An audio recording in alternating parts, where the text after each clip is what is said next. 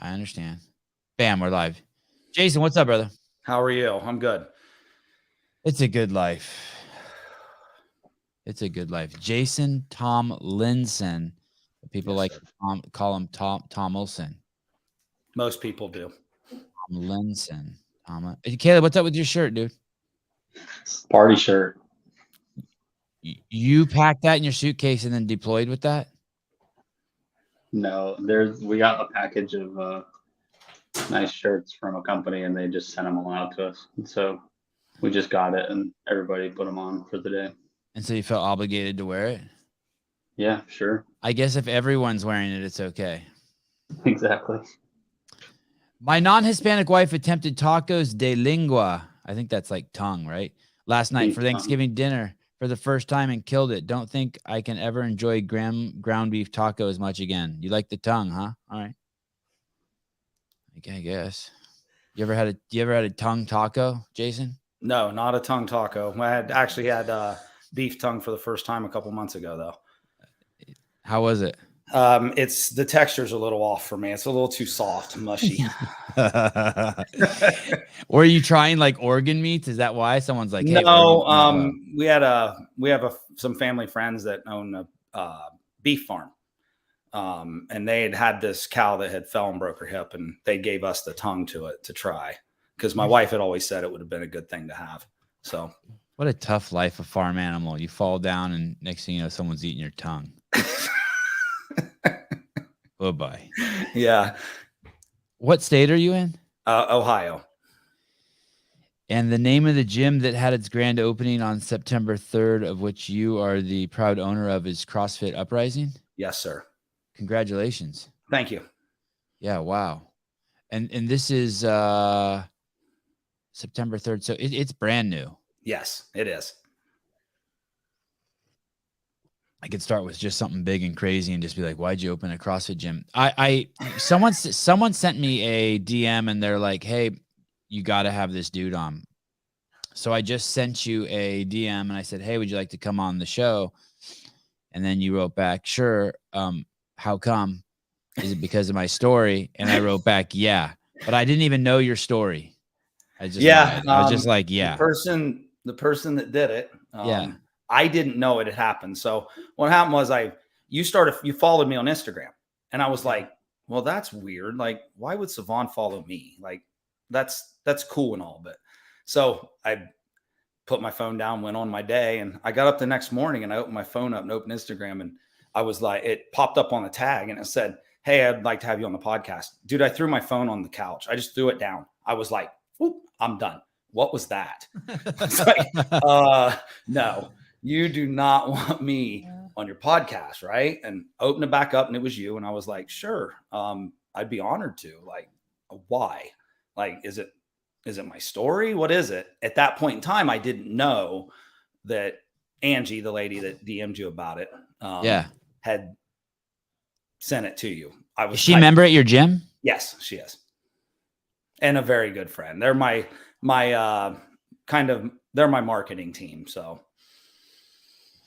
So then I thought, well, I invited this guy on based on a recommendation and I better find out the story. And I went and listened to your story. And the guys who interview you, one of them keeps saying, or he says a handful of times throughout the podcast, he says, man, this is like a Netflix movie. And I was like, wow. It's better than a Netflix movie. And then you started to write it. You talk about how you started to write a book. Did you stop doing that? Yeah, I did. For now. So when I got to writing and then I got to reading my own writing, all I kept thinking was like, I'm a really boring writer. Like, I can tell you a story. That's fine. But putting it on paper doesn't, from my view, looking at it, doesn't give the same emotion as what I can give you if I talk to you about it. So, so I stopped writing and I was sitting around moping one day about it. And my wife was like, what's wrong? And I'm like, I just feel like I'm not doing anything. Like I'm just floating through life. And she's like, what do you want to do? And I was like, you know what I want to do. I said, it's the same thing I've always wanted to do since I found it. And she goes, don't tie it into our personal life. And she goes, just go do it. And that What was is that? open. What does that mean? Don't tie it into our personal life. Keep everything separate. Like, so don't take out a loan based on our house and kind of just make it an LLC. Right. So, and keep it separated. So I went and I started to talk to a few people, and I was one to just honestly, because I've never been other than like way in the past, and being from my past story, been in a business. I went and talked to a few people about opening a business and just kind of mentor me through a business. And I went and talked to the guy that ran the podcast, Corey Gregory, about mentoring me. And he was like, yeah, I'd love to.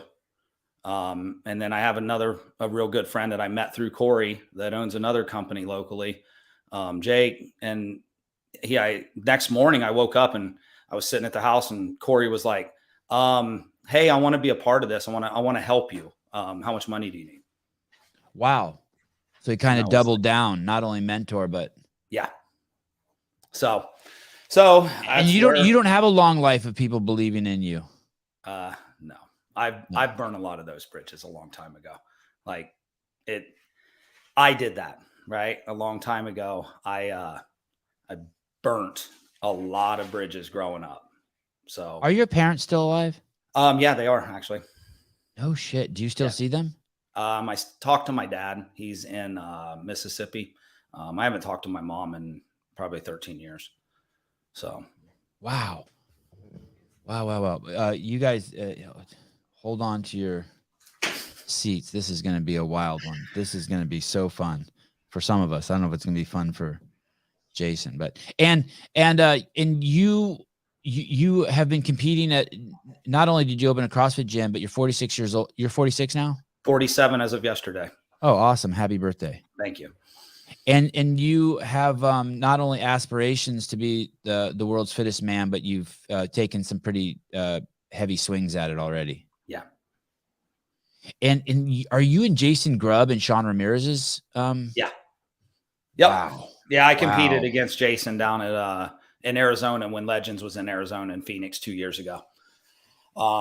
Which was the first time I met him when we were both in the age group at the first end of the age group at the same time. And then I met Sean just a month ago at Masters Fitness Collective.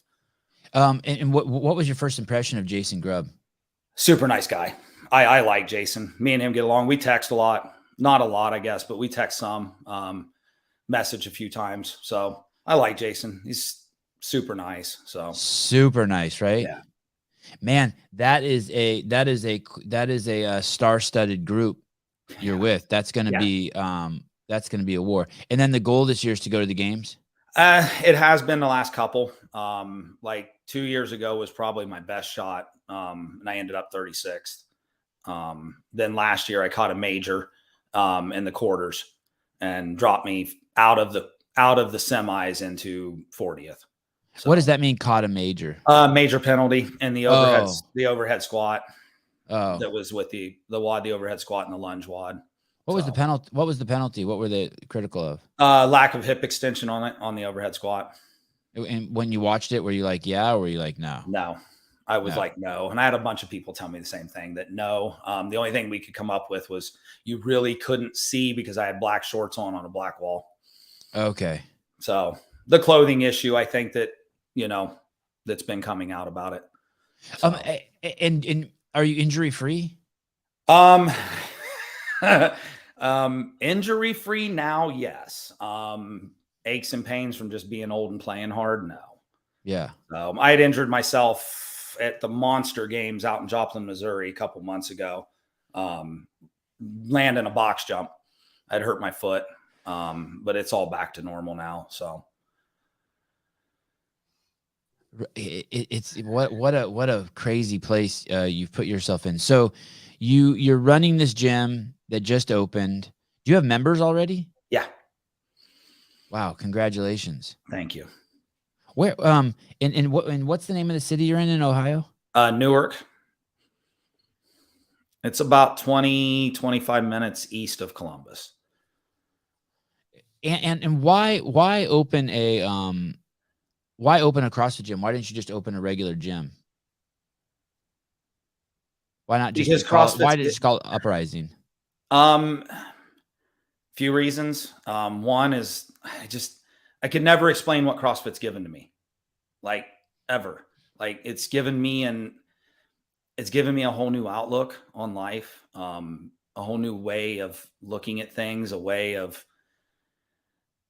a way of giving back, I guess. When I took so much when I was younger, um, and obviously it's from the business side of it. It's easier to market with the name CrossFit instead of just fighting around it. But I believe in it. Like I believe in the things that it does. How long after you got out of prison did you take your level 1? See, I got out in 2004 and I've been probably about 8 years. So 2012. Yeah, 2012. Actually, I think it was 2000. It was March of 2012. Crazy. And do you remember who your instructors were? Yeah, I sure do. Who were they? Austin Malialo. He spent some time, I think, in juvenile detention centers. Did he? Yeah, different. He got out before you did, out of the business, but I think he had a pretty wild. Yeah. I think basically they came and got him at his house, threw him in a van, and hauled his ass off. I think maybe I don't remember the exact story. Maybe his dad even called him on him. Crazy. Yeah. And who else? Do you remember who else was in there? The guy that owned Doug Chapman. Owns HyperFit. Yeah, that guy's smart as shit. He was there. I can't remember. Is it Joe that used to own Omaha CrossFit? Oh, wow. Yeah, wow. Yeah. God. Yeah. Joe Westerland. Yeah, Westerland. Yep. Oh, he's cool as shit too. Wow, you had good dudes. Yeah, and Lindsey Smith. Okay. So, oh, wow. And Chuck was our flow master, I think, at that point in time. Or just starting to become the flow master. Holy cow. So you had a star-studded staff. I think maybe Lindsay was even a games athlete. At that point in time, she was. At that point. Yep. Wow. And blew your mind? Loved it? Oh, yeah. Loved it. I was hooked. I took my first class in December 2011 and told the guy that who was the owner of the old gym that I'd went to, told him I'll be back. I went back in January and I've never looked back since. By March, I had my L1. By the end of March, I was coaching, and I've coached or competed ever since. So, where were you born? Ironton, Ohio. Okay. On the river. So you've always been Ohio's home. It's home. Yeah. By the time I was 5, I had lived in like 15 different states. With your mom? With my mom and dad. Yeah. Were they? How is that? How do you live in 15 different states? My dad worked for a company that built the great big steel transmission lines that comes out of power plants. Okay. So we moved around a lot. So those big steel towers you see that connect all the big lines, like if you're driving around California, you're like out in the middle of nowhere, and those big ones that are carrying it just hundreds of miles. He built those. Yes, sir. Wow. Is your relationship with your dad still good? Yeah, it is now. Yep. Rough childhood, even up to 5, like already? No, my childhood up to 5, other than moving around, from the flashes that I remember, was normal. I remember certain kindergartens. I remember tying my shoe for the first time, being with my dad in his truck. It seemed normal. Yeah. But shortly thereafter it wasn't. So, and when you're 5 and you move that much, I guess you don't have any stability. You don't really have any possessions. All your shit fits in like a paper bag. Our house was actually like a 14 by 60 or 70 mobile home. Okay. It moved with us. So, I mean, the only thing stable in my life really was my home.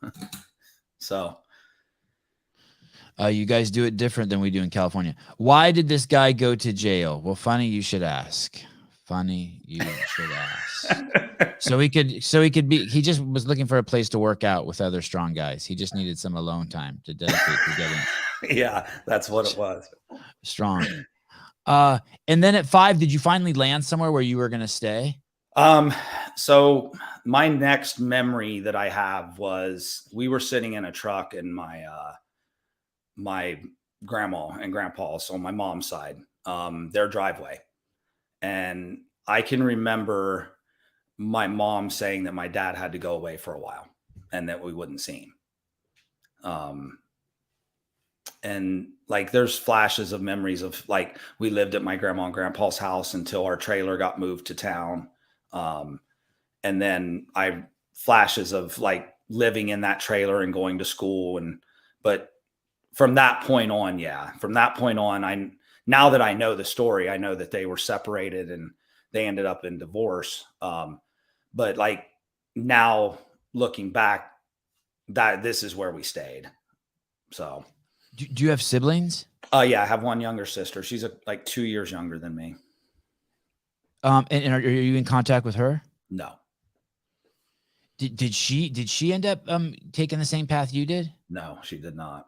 Oh, wow. How come you're not in contact with her? We were when I first got out. But like I wasted enough of my life. My sister tends to be about, unless it's about her, then and centers around her, then it's not no one else can be included. So, okay. Maybe she's in protection mode. She's protecting herself. Like she could be, I don't know. We never had a problem growing up. Like we weren't the fighty type siblings or nothing. I mean, I was gone a lot. And then I think my mom helped protect her a lot by sending her to she stayed that, if we're leading to where I think we're leading, the summer that things went really bad. She was staying with my aunt and uncle a lot during that summer. So like, I think my mom got her out a lot. So she wasn't at home when all the bad shit was going on. So there's the theme in my show where I talk about that no matter how good of a person you are, if you don't keep young men busy, they will get into trouble.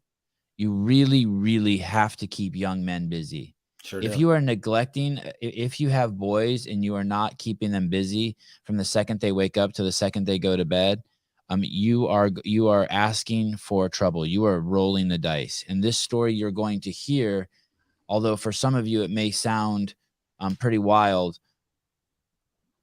it's actually just the status quo of young men who all over the world who don't get who don't have someone who's looking out for them and keeping them busy. And some people are gonna be like, well, people need their free time. Yeah, then keep them busy with free time. Yeah. But you cannot leave young men to their own accord. We're not made for that. That old saying of, idle mind is the devil's playground is true. It really is. Yeah. Yeah. And yes. where this all leads, everything that led up to me going to prison was like, once you get there, you really realize it. Like, because there's a lot of downtime in prison, a lot. And probably all your homeboys there all had the same story too, right? A lot. Yeah. A lot of them are along the lines. Like you can meet a few people. Like I've had a few friends that were in there that like, it was like their first crime, their first bad thing they ever did. And like, they had never had a bad childhood. Everything was perfect and they committed one crime, but like, that's few and far between. A lot of them, you grew up in the bad household, abusive household, with not even the wrong friends, but you grew up in the wrong group of people, and that's where you end up. Even my buddy has one of my buddies has 2 sons, and they're like the 2 best quarterbacks in the country right now, one in high school and one in college. Nice. And I asked him just the other day, I said, how are you keeping them away from like smoking weed and doing all that stuff? He's like, dude, even my son who's in college, who's a senior, after the game, I just bring him home. And he's a big savage man, juiced up dude, just fucking 300-pound professional arm wrestler. You know what I mean? Juiced to the gills. And like, he's like, I just put the hammer down on him. Yeah. Like, fuck you. You're staying home. Well, I mean, and that's in West Virginia, which I think is very similar to Ohio. It's hairy as shit. Yes, it is. And there's a lot, like, because a lot of West Virginia is rural, like really rural. So like there's a lot more, not saying a lot more, but there is a lot that goes on. So, and it's that same kind of living. It's the trailer park living. It's the you know, the either the parents are at work or in trouble or in jail or on drugs. Or my particular friend, his mom had been working at it like a 7-Eleven for 30 years. You know what I mean? yeah. So you're 5, and were either of your parents into drugs? No. And Not that I know of. Not that I know of. Like there's been no stories. Like my dad had this, like, he actually lied on his application to get a job at the same company that his dad worked at for his whole life. He was 17. He said he was 18. He took that job, and my dad went from being a grunt laborer to being one of the most important people within that company. Right. So like my dad's always been this like top-notch stand-up human being. Not saying there isn't faults. Obviously we all have them, but like, and my mom, up until like I grew up and realized that my mom didn't have my best interest in mind. Like my mom was there, right, for a while. And then as I grow up, I realized that she really wasn't. So, but as far as I know, they were, they know, but nobody, I'm the first in the line to call this what it is, to do what I've done. So. No, the jail story, we will get to it. Easy. Everyone settle down. This is like, we have to really contextualize this at first. We have to lay some soil down. This is not, he robbed a store and went to jail. This is not like, this is complete. No. This is a party. And when you said your mom didn't have your best interest in mind, paint that childhood for me. I'm getting that feeling that your dad was basically a workaholic, like a lot of our parents were.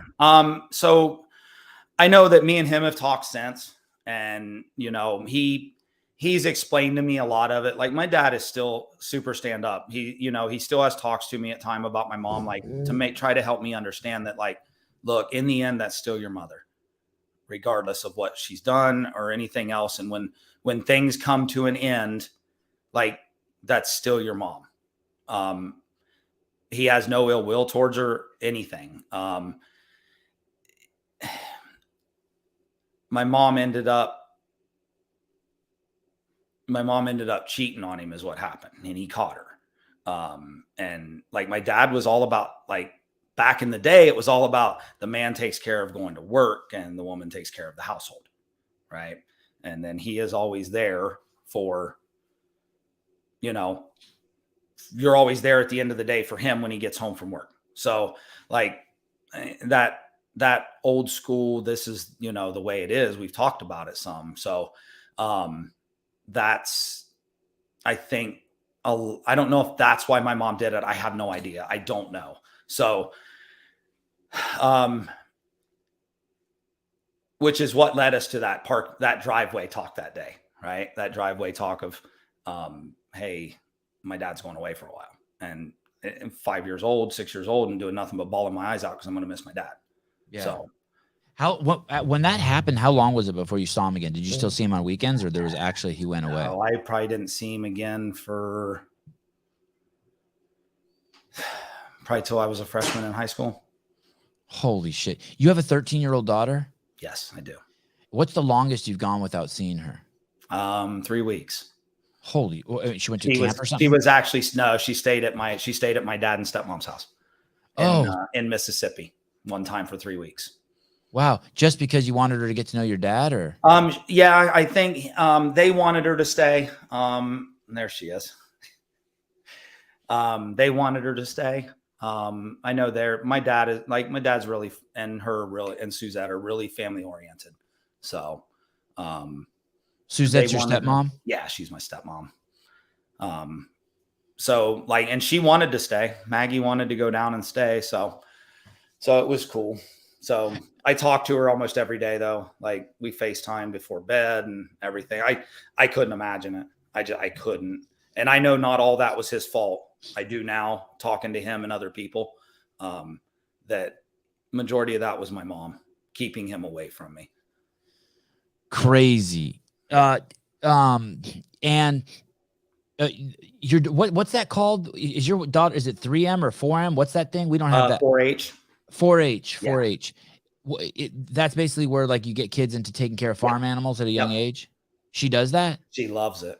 She's actually that's awesome. Ever since she's been little enough to talk, she's always talked about she just wanted to be a veterinarian. So she has never changed that thought at all. And your current wife's name is Kathy? Carrie. Yeah. And that's the baby, and that's your guys' offspring. Yes. Holy shit. Wow, you've really and you got out of jail in 2004. Yeah. So you made the baby once you were out. You didn't make the baby. Yeah, there was actually a point where neither one of us wanted kids. Sure. Like we were like, look, I have wasted 10 years of my life, and like, let's just be us. And then one day she'll blame it on me. One day I was like, hey, I think I'd like to have a kid. What about you? She's like, sure. So we tried, and 6 months later she was pregnant. So, and now you wouldn't have it any other way. No, not at all. Isn't it kind of crazy? Did you feel like a lot of your shit just kind of went away because you just all of a sudden someone was so much more important to you in your life than you were to yourself? Yeah. Yeah. It's things change. Things change a lot. Things changed before I got out having my wife. And then having a daughter, things changed a lot too. Again, like somebody else that you really like, you're responsible for. So you're there's this Taoist saying, stop thinking and all your problems will end. And it's so true. And there are these, there's a lot of questions you can ask yourself when you have bad thoughts. Who would I be without this thought? But man, when you have a kid and you have your priorities straight, man, you get a lot of freedom. People think that it's kind of scary for people because a lot of people don't want to have kids because they can't imagine and they'll admit to themselves, but I'm so selfish. Yeah. But then you have a kid, and if you're wired properly, like I think the way we're supposed to be, all that shit just kind of goes away. Yep. You don't even give a shit. If I got a shower today and a workout, I'm good. Right? I mean, it's like, yeah. Right. Yeah. So you're 5 years old and your dad leaves, and the way the story picked up that I heard on the other podcast is you basically around the age of 13, you became a cook. You started cooking. That's an interesting way of putting it, I guess. Well, I watched too much Breaking Bad. You started cooking crack. Yeah. So were you, can you tell me, sort of fill in that gap there from when you were 5 to when you were 13, how you got those skills, normal. My mom remarried a great guy. Like his name was Daryl, and he was awesome. Like he took care of us like we were his own. He worked driving truck for a local oil company. So he was home a lot, was around a lot. So it ended up getting me into BMX racing. Like I had felt like a normal childhood to me. Like I didn't have no complaints. I wasn't abused. They didn't drink. Like it was well taken care of. Your mom loved you? Your mom loved you good? I think so. I mean, I've never felt any different up until you remember being hugged and kissed and held and tucked in at night and all. You do remember all that? Yep, sure do. So like, it just seemed like, looking back on it, it seems so what people call your normal American family life, right? It never seemed any different. So what BMX bike did you have? A GT. Oh, wow. Cool bike. Yep. And not cheap. No, it's funny. Like I look back on things and I realize there was a bike shop in the town that I lived in, who was helping to sponsor me to race. I remember they ordered that bike straight from Santa Ana, out of the GT factory, for me in particular. That thing was like $586. Yeah, I had a Mongoose. It was like a heavy chrome frame, but the kids who had GTs, those were kind of the cooler kids. Yeah. Yeah. My bike at the end when I was racing ended up weighing, it was only weighed like 16 pounds. So it was super light, and I could and then tell me how you meet these guys who teach you how to cook crack? Like, can you walk me into that? Well, my mom ended up divorcing Daryl. Cheated on him. Okay. Divorced Daryl and ended up marrying another guy named Bob. Did she have more kids with these guys? No. Okay. No, just us. So,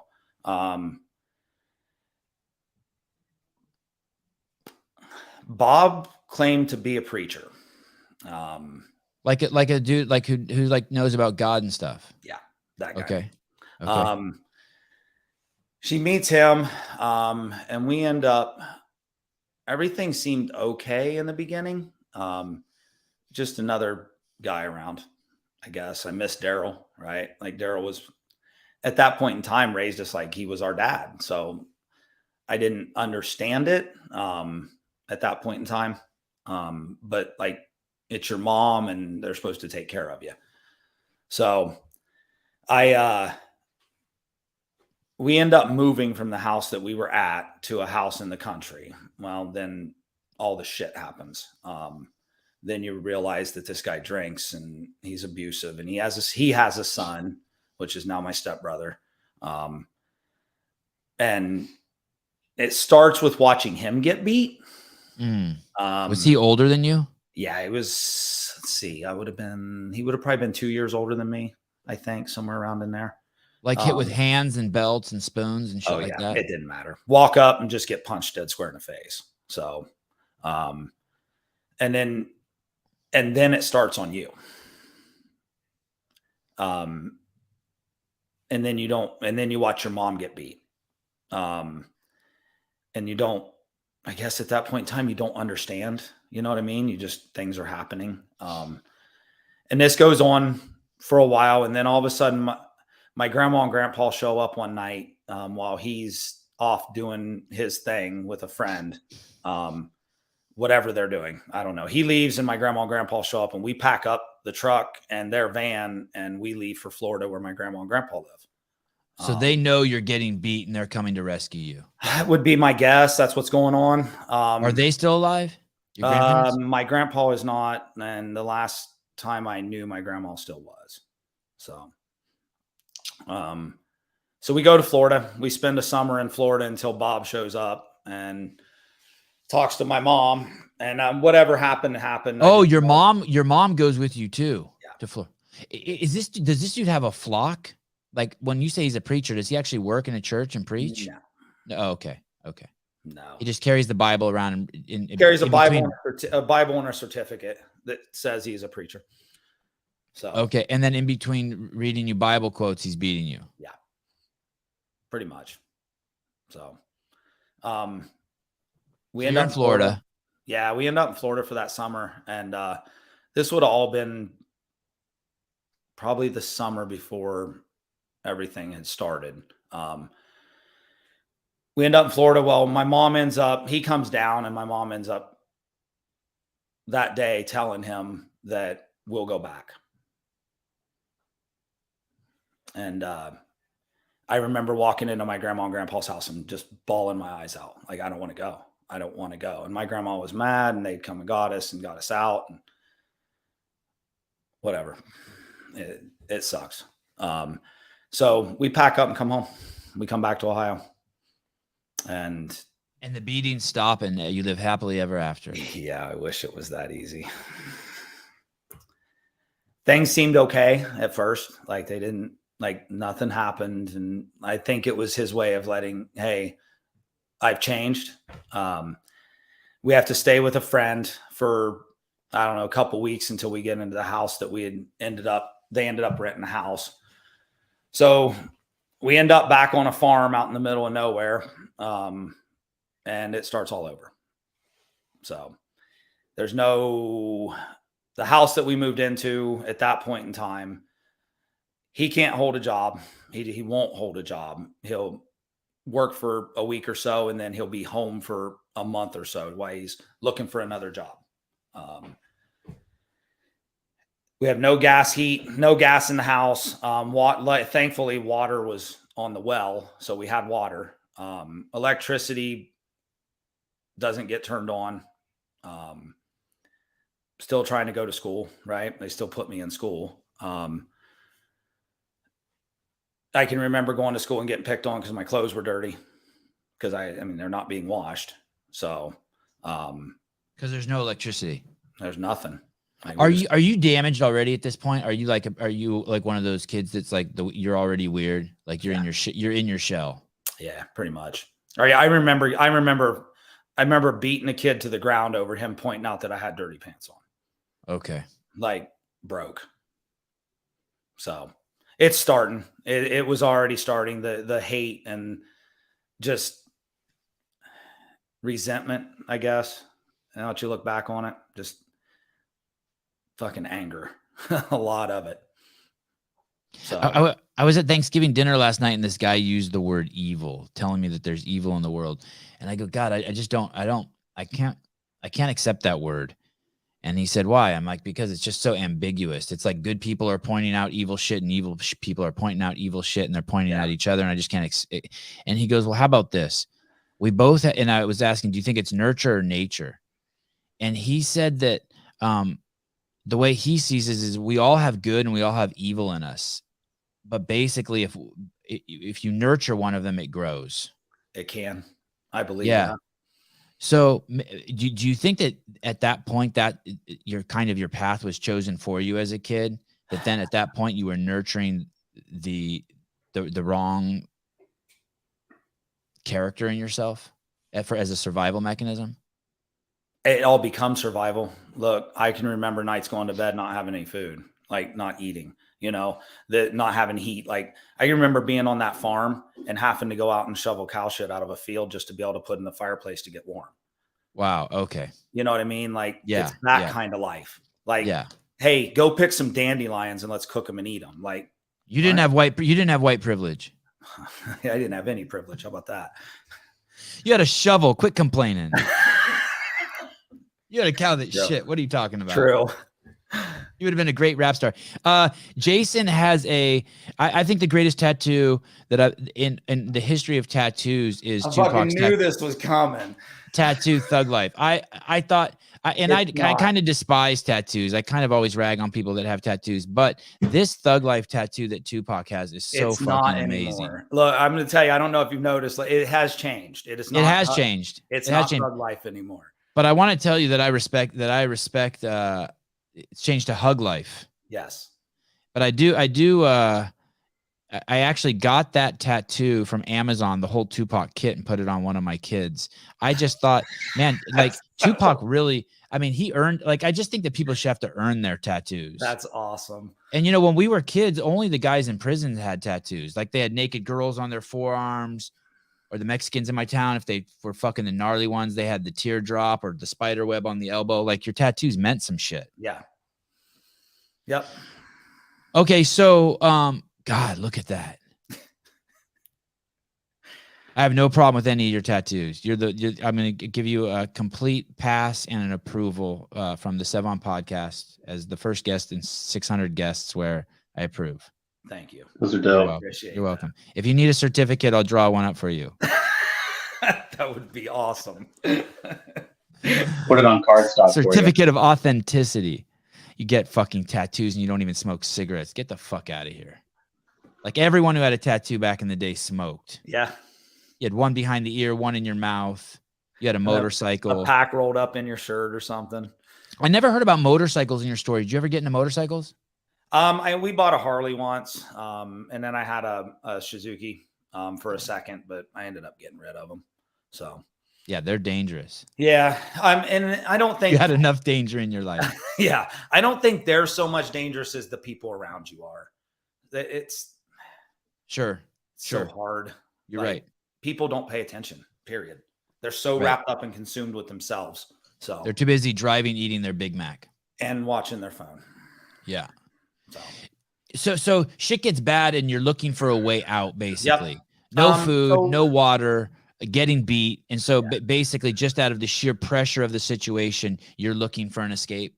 Yeah. So what happened was my mom, and I knew my mom knew it was bad, like, cause she was being beat too. You know what I mean? It wasn't like we were all just being abused. The guy was what he was. So So we ended up moving out of that house, and we moved into a trailer house that was on a piece of land. And apparently we were trying to buy it. It was like 50 some acres up on a hill, had a trailer and so forth. And Bob was going to work. Like they had to pay for it. Right. So he has to go to work. So he goes to work, and I don't know how my mom met this guy or nothing. I have no idea. But my mom ends up meeting this hairdresser, and we go to Zanesville, which is east of Columbus too, to meet this hairdresser. And she's talking to him and hanging out at his place. Well, right in front of his place, where his place was a pool hall. And I'm like, I want to go exploring. I want to go check out what's going on. I don't want to be stuck inside this hair salon. So I venture off and go wandering around. I end up in the pool hall. I thought it was the coolest thing in the world. All these older people in there, they're all shooting pool. It's, it's smoky, and I don't know. It was really cool. And at this point, you're probably, without knowing, you're looking for male role models. I'm looking for anything, right? Right. I'm looking for friends, approval, right? Something, right? Somebody to look up to. Or even if you're not looking for it, you're super susceptible to it. Oh, yeah. If I could just find one person who accepts me, I'm in. Yep. And so I'm in and out of there, and we're at this salon quite a few times, like quite a few. We venture there a lot when Bob's gone and driving truck, because he was a truck driver too. So we end up there a lot. And I can remember going to the pool hall quite a bit. I remember there was some quarters laying on the side of the pool table, and I was like, nobody's standing here. So I reached over and grabbed them, put them in my pocket. I was like, fuck yeah, I got some quarters. I'm going to go to the store. I start to walk out, and right when I get to the door, somebody grabs me. Fuck, I'm in trouble. He's like, can I have my quarters back? And he was like 5'5", big as a brick shit house, just a big boy, just short. And how old were you? I would have been 12, 13 at the time, like 100 pounds, maybe. So like not that big. He grabbed me by the arm, and he was like, hey, I need my quarters back. Calm as hell. Like, I remember it like it was yesterday, like scared. And it still brings up jitters inside of me. Like, I was scared to death. And I'm like, what quarters? He's like, the quarters you took off that table. How about get them back to me? So I reach in my pocket and I give him his quarters back, and I was just like, let me go. I'm ready to go. Like, I got to get out of here. And he was like, what's your name? And I was like, Jason. And he's like, you want to play pool? I'm like, no, I'm good. I'm fine. Just let me go. I got to go. So he says, anytime you want to play, come on back. How old was the guy? At that point in time, he was probably in his mid 30s, would be my guess. Mid 30s, late 30s, something like that. So I jetted, and I was scared to death. Scared. Like, I was scared enough every time we went back to the thing. I'm like, I'm not going near that place. You're not getting me there. Well, then I think it got the better of me. Like, he told me I could go play. Like, he didn't hurt me.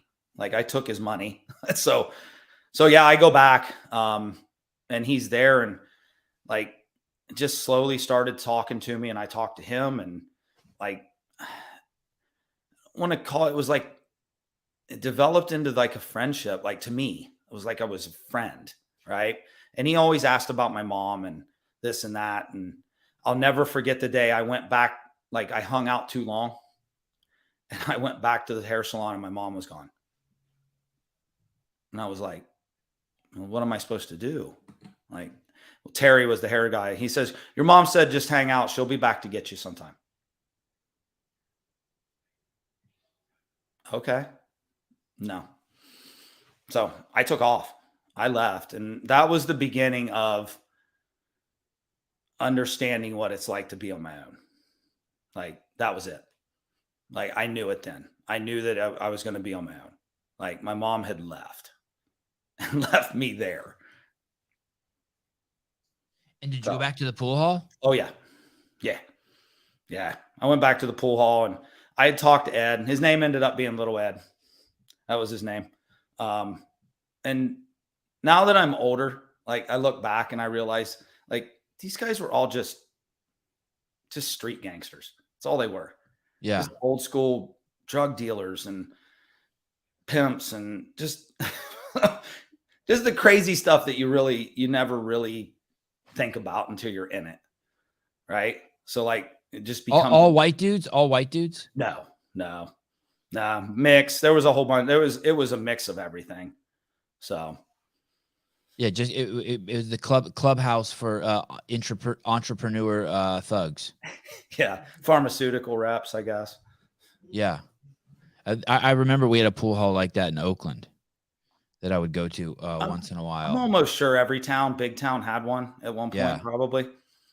So yeah, I just end up on the streets. I end up staying with Ed, and I'd met some other people I'd stayed with, and every now and then my mom would show up and I'd go home with her, and it was like nothing ever happened. It was like, and they were all nice to you. Nothing weird. For the most weird. part, You didn't get molested or anything like that. No. All just dudes. Almost like their little brother, I guess, is the way I was treated, because they were always about, hey, you need to go to school. Hey, you need to not be like us. Don't be out here on the streets. And I remember a couple of times catching me and beating my ass. Not like legitly beat me down, but punch slap you around a little bit. Yeah, rough me up because I wasn't in school. So I'm like, man, I want to make the money that you're making. That's what I want. I need money. And that was where it started. Like, we rented an apartment, and he taught me to cook crack. Do you still remember how to do it? Yeah. Wild. And can you tell me a little bit about that? How do you cook crack? You can mix. Usually, it's just boiling. You boil the cocaine in water with a whatever you're cutting it with, and we used to use baby laxative. Is what we used. You cut it in it and boil it. You just have to, don't overboil it, obviously, but you want to boil it into the right temperature, and then just it'll harden up. And then you guys would break it up, and would you guys bag it there too? Yeah. And then he would sell it? Yeah, we would. You would sell it even as a young man? Oh, yeah. What's that look like? They're like, hey, go take this to so-and-so's house, and you're 13 years old and you ride over there on a bike or run over there? Yeah. Along the way, if you find one on the street that somebody wants a rock, then you just sell it to them. And was the money good? Oh, yeah. For a 13-year-old kid, it was awesome. Yeah. Look, I wasn't hungry anymore. If I wanted to stop and buy a sandwich, I could buy a sandwich. Like, I didn't have to go to sleep hungry. Yeah, I had to worry about getting robbed, but that wasn't. Did you get robbed as a kid? Yeah. Yeah. Ed had always told me, he was always like, hey, if you ever go to get robbed, just give all your shit up. Don't get shot. Don't fight it. Just give it up. We'll get them back later. Okay. So one night at the pool hall, I had a guy, hey, come here, man. I got this stuff. Because you used to be able to find these crackheads that would, like, you could trade for goods. Like, they'd walk around with lists of things they could get, and you just go through and check off what you want. And they would show up with it. Tools, car stereos, all that shit. Shoes, clothes. It didn't matter. They could get anything.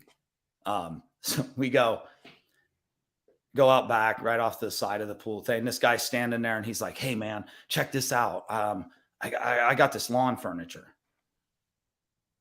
I'm like, dude, I don't have no lawn to put no lawn furniture on. What am I going to do? Well, come on, man. Just give me something. I'm like, no. I went back inside. I didn't think about it. Just let it go. Not a big deal. It's probably 3 or 4 days later. He's like, hey man, I got some stuff. I'm like, I don't need no front lawn furniture, dude. Don't. He's like, no, dude. It's this clothes. I got some clothes. I'm like, all right, let's go check it out. So we go outside and I turn the corner and he's standing with a gun. Fuck. Here we go. It's my first robbery. Here you go. Off he goes. Ran off. And you give him the crack and your money. Oh yeah. Yeah. So I guess that's the name of the business. And by now, have you come out of your shell? Like, are you getting confident? Do you talk? Do you have a little swagger? Yeah. Yeah. I have nice clothes and I have some money in my pocket and I can eat and I feel accepted. Let's put it that way. How long does this go on for?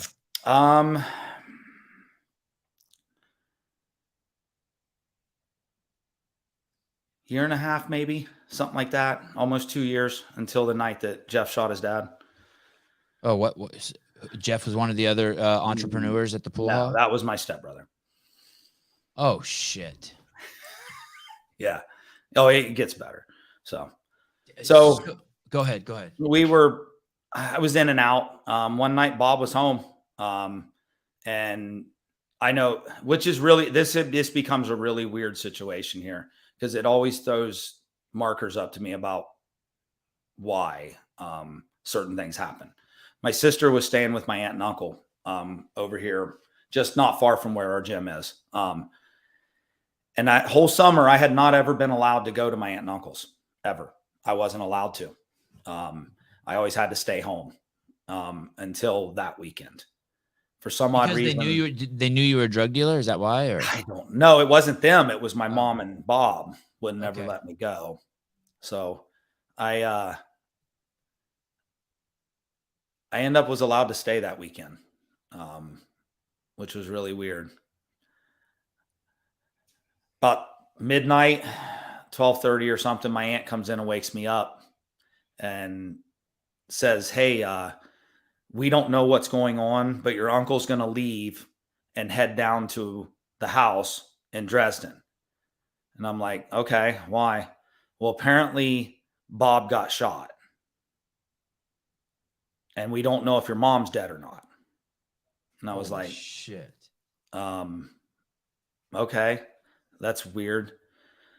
What apparently happened, Jeff had enough. He got beat that night. That's your stepbrother. Yeah. Who was 2 years older than you. Which is his dad. Okay. He'd got beat that night. And when they went to bed, Bob had fell asleep on the couch and my mom had went to her bed. And he'd grabbed a .22 rifle out of the closet and walked out and shot him while he was sleeping and killed him on the couch. Holy shit. So. What was his name? What was your stepbrother's name? Jeff. Is he still in jail for that? No. Last time I seen, he'd finally gotten out. When you were in jail, did you see him? No, he was here in Ohio. I was in Montana. Wow, crazy. And that was the end. He was done with the beatings. Yep, that was it. My mom come out when she heard the gunshots, and he was standing in the living room with the gun, and like she didn't know what was going on, is what she said. And he handed her the gun and said, "It's over. I don't have to take it no more." In your story, you said your mom went to jail after that also. Yeah. So whatever happened, we went to stay with my aunt and uncle then, and Jeff had said some things that night, and this is the flags that throw up for me. I don't know the true story. I just know how it happened. Jeff had said some things that my mom had kept putting in his head that he needed to do this. Gotcha. Okay. That this needed to happen, that he would be okay because he was a juvenile and he wouldn't get in deep trouble. Holy shit. You think that story's true? I would like to think it's not, but I won't tell you it's not. Gotcha. So your shit gets, and that's crazy traumatic for you. Your shit gets tossed up. It gets tossed up bad. So, and do you keep your job at the pool hall? No. As the cook? No. My aunt and uncle ended up adopting us for a while because my mom got locked up and then she got sentenced to prison. So we go to live with my aunt and uncle. I changed schools, everything. So.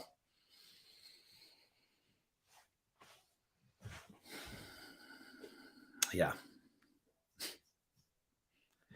And that chapter just closes, but with no, there's no one really to talk to about it. Like you don't go to counseling. No. It's just like 1 minute you're dealing crack at the pool hall, and then next minute your stepdad's dead. Yeah. Did you mourn his loss? No, not at all. No. Look, there's not. I don't ever wish bad on some people. I really don't. I'm not that kind of person anymore. When you talked about the evil thing, Yeah. I truly believe there's evil in this world. And after living it, I truly believe that some people are capable of it, and he's one of them. And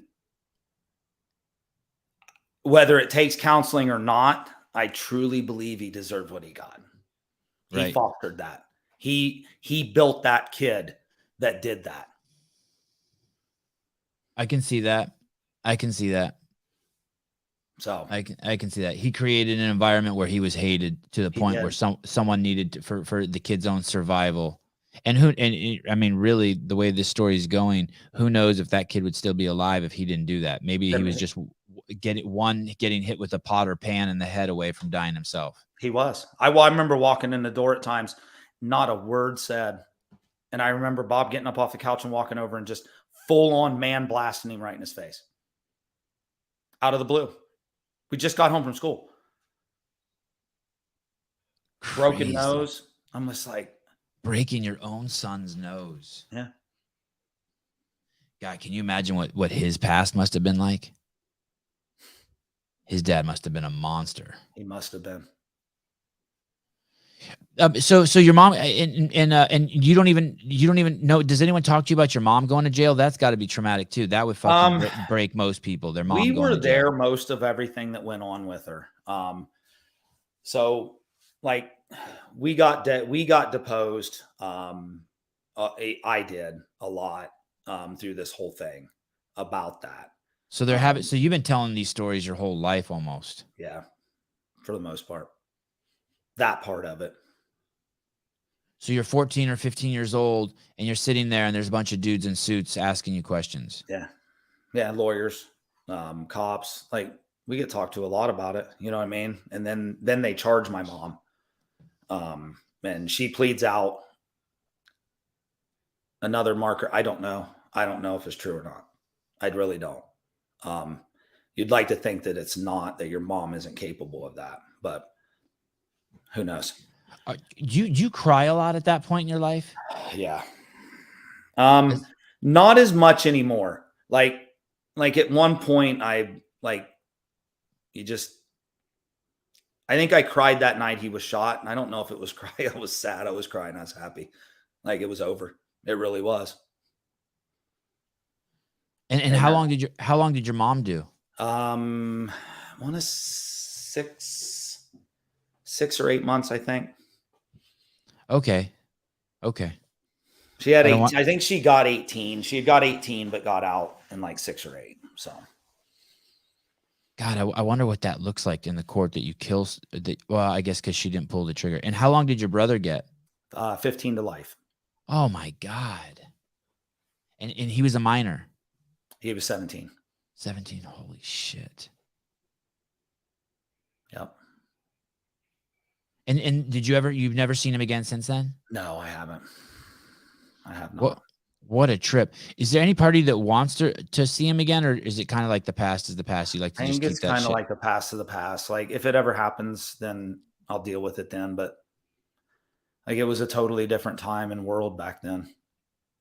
And things were way different. Like if he did his time and you know what I mean, do I believe he should have? No, I don't. I think that, like I said, that situation was fostered by that man. It really was. It was deserving from him. But he's done his time. And if he doesn't ever relive it, and then I happen to be that person that has him relive it, then that's not good. Like hopefully maybe he's moved on. Yeah. And he has a productive life. I hope he does. What a trip to share that story, because you share a story with him that only the two of you kind of know. Yeah. Yeah. Yeah. I remember chasing him with a chainsaw one night. The dad or the brother? Yeah, the dad. Oh. Yeah. He slapped me in the head and I had a chainsaw in my hand and I went after him. Like, holy shit. Just dumb shit. Right? So you could have killed him. Oh yeah. If I can't tell you, I wouldn't have that day. I'd had enough. So yeah, there's a chance I could have done it. But What stopped you? what stopped me? Hmm. He outran me. He Wow. ran faster than me. I guess he's an adult. Yeah, that's it. Really, that's all it was. I was after him. I was going. I had a chainsaw and he could run faster. I had these neighbors across the street from me. They were fucking wild. They were in the Hells Angels. It was in Pacheco, California. And I was a little kid. And I remember one day the two brothers who lived there got in a fight. I mean, they looked like they were 50 to me. They were probably 20 at the time. I was a little kid. And one of them was chasing one with a chainsaw, and the other one picked up like like some stolen bike frame that was in their front yard, and they started fighting. A dude with just a bike frame, and then another dude with a chainsaw. Me and my stepbrother got in a fight like that once. Me and Jeff at the bus stop one time.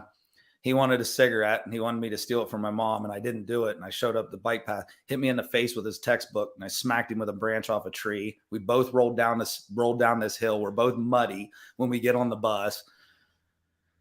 Yeah. How old were you when you started smoking? I didn't start until I was probably a freshman in high school. Didn't start until you were a freshman. What did you smoke? I started out just smoking Marlboros, and then I ended up smoking Newports. God, isn't it crazy how fit you are now, knowing all the shit you put into your body? Yeah, look, I'm going to tell you right now, I'll be surprised. We were talking the other day about it. I'll be surprised if my liver don't have a bunch of scars on it. So when did you first start doing drugs? I'm going to say probably when I was a freshman in high school, probably after all this happened. I didn't do any drugs when I was selling them when I was younger. That was one thing Ed made sure of.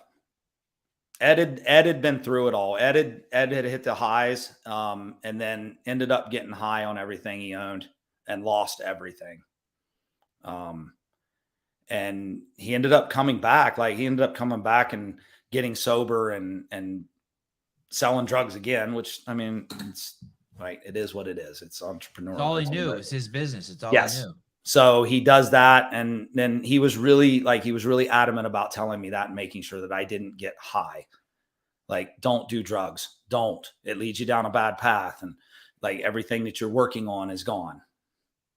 Were there girls around? There was. I really wasn't interested in them, I guess.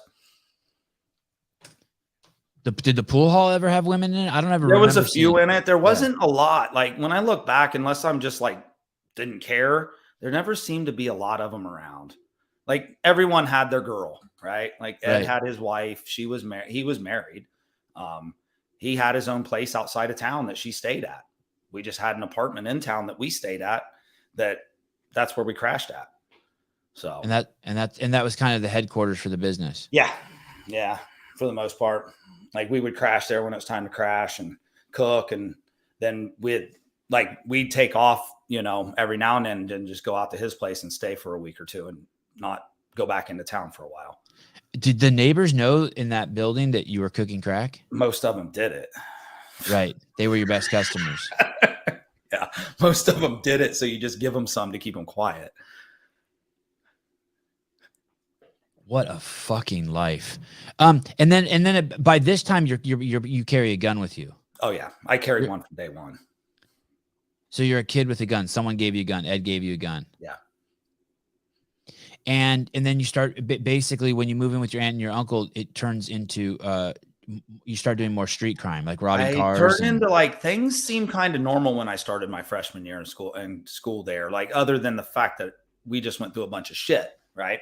So, like, did everyone in the school know that's the kid right there whose stepdad got got busted? know. Honestly, I have no idea. I know my aunt and uncle had talked to the principal about me, and like warned him. Like, I had a bunch of anger. I was going to, and I took it out on kids that were picking on me. Had a kid picking on me. Some other kids were egging him on, and he kept picking on me. And I went home one night and told my aunt and uncle, I sit down at the table and I was like, hey, I said, I'm getting picked on, but I don't want to cause no problems for anybody. Like, I don't want to cause problems for you guys and so forth. And like, what do you want me to do? Like, should I go to the principal or what? Or do you guys, like, what's happening? And my uncle, he looked at me and he said, sometimes you just got to do what you need to do. I said, okay, that's all I need to know. we go to bed. I go to bed, and I remember walking up the stairs that night. My uncle, my aunt had already walked away, and he looked at me and he goes, "Don't you lose." I said, "Okay." So the next day we were in the gym, and this kid, that same kid, Sean was his name, picked up a basketball and hit me with it. And I picked it up and I thought, well, here it is. So I picked it up and I acted like I was going to throw it at him, and he kind of ducked and turned away. And I'd taken like 2 steps towards him, and I'd let the basketball go as hard as I could and hit him right in the face. And by the time he hit the ground, I was already sitting on top of him. I just started beating him. And I think everything, I can only equate it to everything in the last 5 years came out that day. Every bit of it. I beat and I cried and I swung until they pulled me off of him. That kid caught the brunt of every bit of anger that I had for my mother, for everything that had happened that day. It wasn't good. Hey, is any part of CrossFit like that for you now? Do you ever get out there and you're in the pain cave and you're tapping into that? Yeah. My wife tells me the one thing I'm really, really good at is I know how to suffer. Do you actually feel it? Like the way maybe your face tenses up, or the way you hold your body? Do you ever have these kind of like out of body experiences mid workout and you're like, oh shit, this is like, yeah, like everything that I'm going through or I went through feels exactly like this. Yeah. What a trip. I mean, I don't think it's a stretch to say that a lot of these people who are doing what you're doing at this level they basically dug a well, and the only way they can get to those spots, you know, your life has such insane depth in it, of emotional depth in it. The gambit is so much deeper than most people's, that there's places that need to be tended to in the deepest part of the well that you can only get, that you don't go to easily without some synthetic suffering, which, you know, safe kind of suffering, which is CrossFit. I always say it. If I can outsuffer the person next to me, I'll beat you. When I hear you tell these stories, it's interesting watching your body language and watching your breathing. Like, you tell these stories and you're kind of like holding your breath and then you let go. A lot of feelings come back. I don't know if that, like, I don't, and I probably should have a long time ago went to somebody. Yeah. But this is, I guess, when you asked me to do this, and Corey asked me to do his podcast, and like, I sit down and like through the years, I've talked to friends, we sit down at the table and just hang out and I'll tell stories. I think that's kind of my way of being counseled instead of going to a counselor. You know what I mean? Like it wells up a lot of feeling in me, a lot. Like knowing that kid picked on me, and knowing that he could have just been beat. I could have just beat him up based on the fact that you were picking on me, but I didn't. I beat him up based on the fact that my life was fucked for the last 5 years. Right. And that fucking gives me goosebumps. It does. Like, that's not normal. That's not a normal childhood. That's not a normal feeling that you should ever have to have. Right. And I have them now because of it. You have what now? That feeling. Oh. I hate that feeling. Like, that he got that because of my life. Oh, right. You know what I mean? Like, it's not cool. He probably didn't pick on anyone anymore. He didn't pick on me anymore. Yeah. Yeah, that's for sure. And that changes your whole reputation at school too, right? Yeah. Yeah. You get in one fight like that at school and everyone kind of is like, no one ever. I never got picked on again. Yeah. A lot of the kids that were pushing him to pick on me, we end up friends. Yeah. Yeah. They're not stupid. No, they're not. Or they'd have come picked on me themselves. Yeah, exactly. So, God. Do you know, is it a small town where you, how far are you from that town where that happened right now where you live? 20 minutes. Do you ever see these people still from elementary school, junior high, and high school? No, you don't see them. Like, you don't walk into like the sit down at Denny's and you look over and there's the dude who. No, it's very rare anymore, which is really weird because like we're not in that big a town, and you would think that I would run into more people. I've had a lot of people come up to me, and they may be some of them. I've had a lot of people come up to me since I've been out of prison and been like, "Hey Jay, how are you?" Hi. And then they'll walk away and my wife will go, "You have no idea, do you?" I said, "I don't know who that was." Not one bit. But someone from your past. Yeah. So okay, so man, what a story. So the preacher gets killed. You go and move in with your aunt, and what is your next? And then you're in high school now. And did you bring your gun to high school too? No. Okay, that was an after school activity. You would pick up the gun. Yeah. Well, at this point in time, my uncle starts his own business, and I end up going to work and making money with him, and like things are normal. And my mom is in jail, so we're with them. And then my aunt gets a hold of my dad, and this is the first time I see my dad since I was little. So they come up, and my dad's there with his wife, my stepmom. So I meet him again. He comes up from Florida. They were in, at that point in time, I think Georgia, because they were still moving around. So they come up, I see him, I'm going to school, I'm working, I get in that fight, I get suspended. Nothing really major happens. And then one day my mom gets out of prison and she wants custody back. And she lives with my aunt for a while because she didn't have anywhere, obviously, to go. And then she meets somebody, another guy. We call him Farmer Bob because he owned his own farm. His name was Bob too. She meets him. She ends up renting a trailer from Bob's friend who lives on another farm farther down the road. And she takes custody back of us and we go stay there.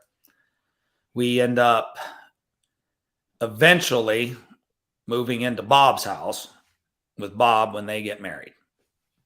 So, and I don't know if that did it or not. But that's when I started venturing out a little more again. So I end up running around doing drugs,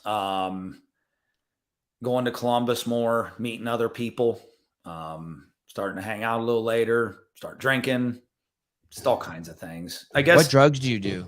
At that point in time, all I did was smoke weed. I didn't do anything hard at that point in time. Not that weed isn't, but like at that point in time, I just smoked weed. So, and drank. And at that, we were usually just like weekenders, and every time through the week, maybe before school or after, we'd get high, but like I wasn't fucked up all the time. So, school goes on. I end up going to a local joint vocational school. Are you playing any sports? Yeah, I was playing basketball. Okay. Wow. Okay. Yeah, we'd go out and get high before the game. So it was pretty wild. And then I go to the vocational school. I have my own car. Finally, I'm working at a full service gas station as an attendant, and people don't even know what those are anymore, by the way. Yeah, right. That one's closed down completely, actually. So we're doing that. I'm doing that. I guess trying to be like a normal human being, right? Just trying to be a kid, play sports, hold a job, whatever. One of the gas station's attendants, my wife was actually talking to me about it last night. One of the gas station guys, one of the mechanics there, his name was Jim. He used to drive this old like Dodge, like 1970s Dodge van. He had long hair, big old burly mustache and beard, but I used to get my weed from him right at the gas station. I'd buy it right out of his van from him. So like, I just started to meet new people again, like, and it came so easy, like, because I'd already been in this situation once. I'd already done all this, just on a grander scale. So You were a bit of a seasoned hustler already at a young age. yeah. You could read people, and you knew. It's one thing I've been pretty good at, and I think that helped me a lot with CrossFit, like greeting people and meeting people and seeing my athletes when they come through the door, or reading somebody in the middle of a workout. Is like, I've always been pretty good at reading people. And I also tell people, like, I didn't survive 8 years in prison by not being able to read people. So. And so you're working at this gas station full service, and are you doing any crime at that point? Is that when you're stealing car stereos also? No. Well, right around that time's when it started. So I busted a guy's window one time as I wanted his stereo. So I reached in and took it.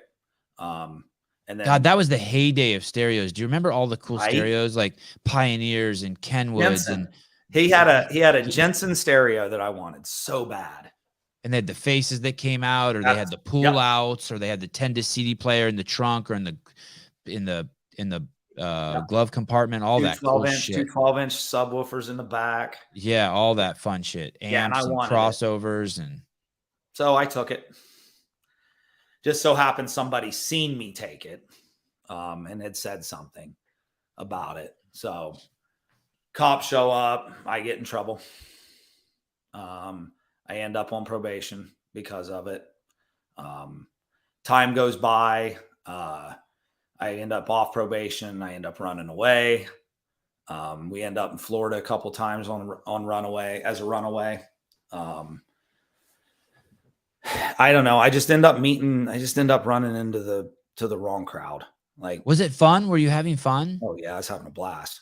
Yeah. It was a ball. I mean, we end up in Florida one time with a friend's family. We end up down there, and they end up taking us to Disney World while we're there. Like, hey, you guys are runaways. Let's go to Disney World. Okay. Like, wow. Yeah. So I'm pretty sure it was just to keep us distracted. Why his parents came and got us. So. And you had a car. You had a car? Yeah, he did. And so when you would do these runaways and you would go to Florida, it was like no big deal. Like, you guys would just have a handful of cash and just fill up the gas tank and just make your way across the country. The one time we left, we bought Greyhound tickets, and I think we both had like $20 some in our pocket when we left. And this was just your partner in crime at the time? At that point in time, it was. Yeah. Crazy. And he probably had a crazy past too. Actually, I don't think he did. His parents were still married, lived in the same house he grew up in, everything. Nuts. So, in that car stereo, at some point you were a 4.0 student at that time? Yeah. So you were on the basketball team, a 4.0 student, but eminently capable of getting into a shitload of trouble and handling yourself if you were in any trouble. Yeah. Yeah, if some odd reason, I just always found that way. And it has to be because that's what I've always known. Has to be. I don't know. I know right from wrong. That's what's funny. I knew right from wrong. And did other kids think you were cool because of just fucking how hard you were? No, they didn't. No, I had friends. My friends that were on the street, obviously, everyone like. You want to be around me because of fear or because I was fun? I'm not sure which, but like I had friends on the street, right? Acquaintances, whatever you want to call them. The kids at school, I never really got involved with. Like I didn't spend too much time talking to kids at school because I never felt anyone knew what I was going through or what I had been through. They lived on a different planet than you. Yeah. That's what it always felt like.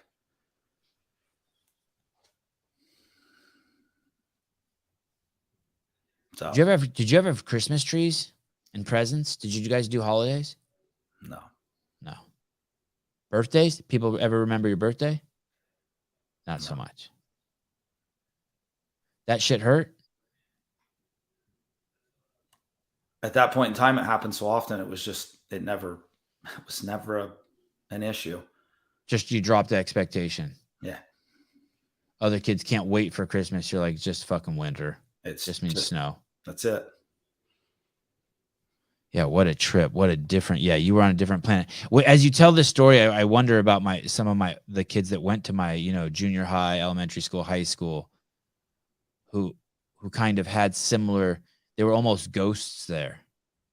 But you knew that they were carrying around a lot. Look, I'm almost sure, Sevan, that I'm almost sure my story isn't anything special. It isn't. Like, I'm pretty sure there's other ones out there, and there's some out there that are probably way worse than mine.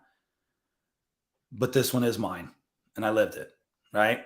Like, yeah. What you're saying is you wonder about those kids. Like, there's times I wonder about other kids that were in my school now. You know what I mean? Like, one of my best friends in elementary school, all of a sudden it was like weird. It was like in the 5th grade, our friendship just ended. Yeah. And then I went to junior high with them and high school with them, and I saw him at my 20-year reunion. And I go, hey, dude, I'm trying to recollect what happened to our friendship. Like, we were so close. We played every day for 4 years, 1st, 2nd, 3rd, 4th grade. Every day we were like so tight. And he told me, this is at my 20-year reunion. Oh, my mom was dying of cancer. Oh. And then that took like 5 years, and then she died, and I was just never the same. And I was like, holy fuck. Right. I was just happy-go-lucky kid in the 4th or 5th grade, and I'm selfishly wondering what the fuck happened to my friend. Yeah. And his home life was just fucking falling apart. He's watching his mom die at home. Yeah. So you basically, a life of the streets. You're basically, from a young age, you're in complete survival mode. And when's the first time you end up going to jail? I went once as a juvenile. I had to go because of that stereo. I got in trouble. Jensen. Yeah, to Juvie Hall, whatever, JDC, yeah. Juvenile Detention Center. I had to go to it, and I got out from it when I got put on probation. And then I go. How long were you in there? 3 weeks. Okay. Long enough to just make me a badass because I went to JDC, I guess. Right. That's all it was. Right, so, of course. It was kind of like an honor, like a medal of honor. Yeah. Right. Another story. Yeah. Another notch of why you're a badass. Yep. And yep. you can do what you want. Yep. Yeah. So I do it. And then I end up at, I want to say January of 95, I think, is when I got put in jail here in Ohio. Is that right? 95. At any time during any of this, does anyone reaches out to you from the state or anything, and you're put in counseling or a rehabilitation? No. There's you never feel any kind of hey, this is the path. No. Get off this path. No. Nope. No. I had a girlfriend at the time, and it's all messed up. I ended up at her parents' house. I didn't realize that she didn't live there and we weren't supposed to be there. I thought we were allowed to be there. Well, we end up in there. Now, what I did wrong is I did take some shit while we were there. But I didn't realize we weren't supposed to be in the house. I didn't know that. So taking of the stuff was wrong. Yes. Which is what they eventually charged me with burglary from that when I took the jewelry from the house. So. And then and so you went to jail for that? Yeah. I got 3 to 15 for it here in Ohio. And they had, at that point in time, they had what they call shock probation and super shock probation. And it depends on if your crime was aggravated or not. Meaning if someone was home? No, meaning if there was intent or not. Oh, okay. I intended to take it. So they hit me with aggravated burglary. So you get what they call super shock probation. And after 6 months of doing your time on your first offense, you can apply for it. And then they have the decision whether to grant it or not. So I did 10 months before I got granted, and they let me out. And so that was 1995. Yes. October of 95. Was she still your girlfriend when you got out of jail? No, she wasn't my girlfriend before I went. Okay. Just some girl. Just some girl. She was my girlfriend at the time we were at the house. We went in her parents' house, but it was shortly after that. She was not my girlfriend again. Were your 10 months in jail? And that was 95. So that was, do you remember how old you were? 19, maybe. And was that like going to crime camp? That was Like exactly. That's a good way of putting it. I've never heard it that way, but that's actually a really neat way of putting it. I always tell people it didn't teach me anything other than how to do crimes bigger and badder. And why is that? There's other dudes in there and you guys are just basically sharing stories. Hey, you should have done this. Hey, you should have done this. This is how actually, I ended up meeting up a few people that I had known from the streets that I thought they were dead and they weren't. They were in prison. So like, hey, check it out. There's Gerald or whatever. It's like, whoa, dude, I thought you were dead. Nah, they hemmed me up on this robbery charge. And it's like, cool. So you hang out and you start talking and then you meet his friends and then it's just what happens. You start realizing there's better ways to do things. Crazy. So, it's like, it really does sound like you take like in CrossFit, they're called like specialty courses. It's like you went there because basically for 9 months you hang out with other dudes who've broken the law and you guys literally swap stories. Hey, you should have done it like this. Oh, by the way, if you ever run into the cops, put your stuff here. And that way you can say you're detached from it, or this is what you say, or all that shit. Or I know a lawyer who can get you off of this. And exactly. It's not, there's no one in there being like, hey, I'll never do this again. You want to start a bakery when we get out? There's always people that do that. Always. I'm straightening up when I get out. I found religion. Okay.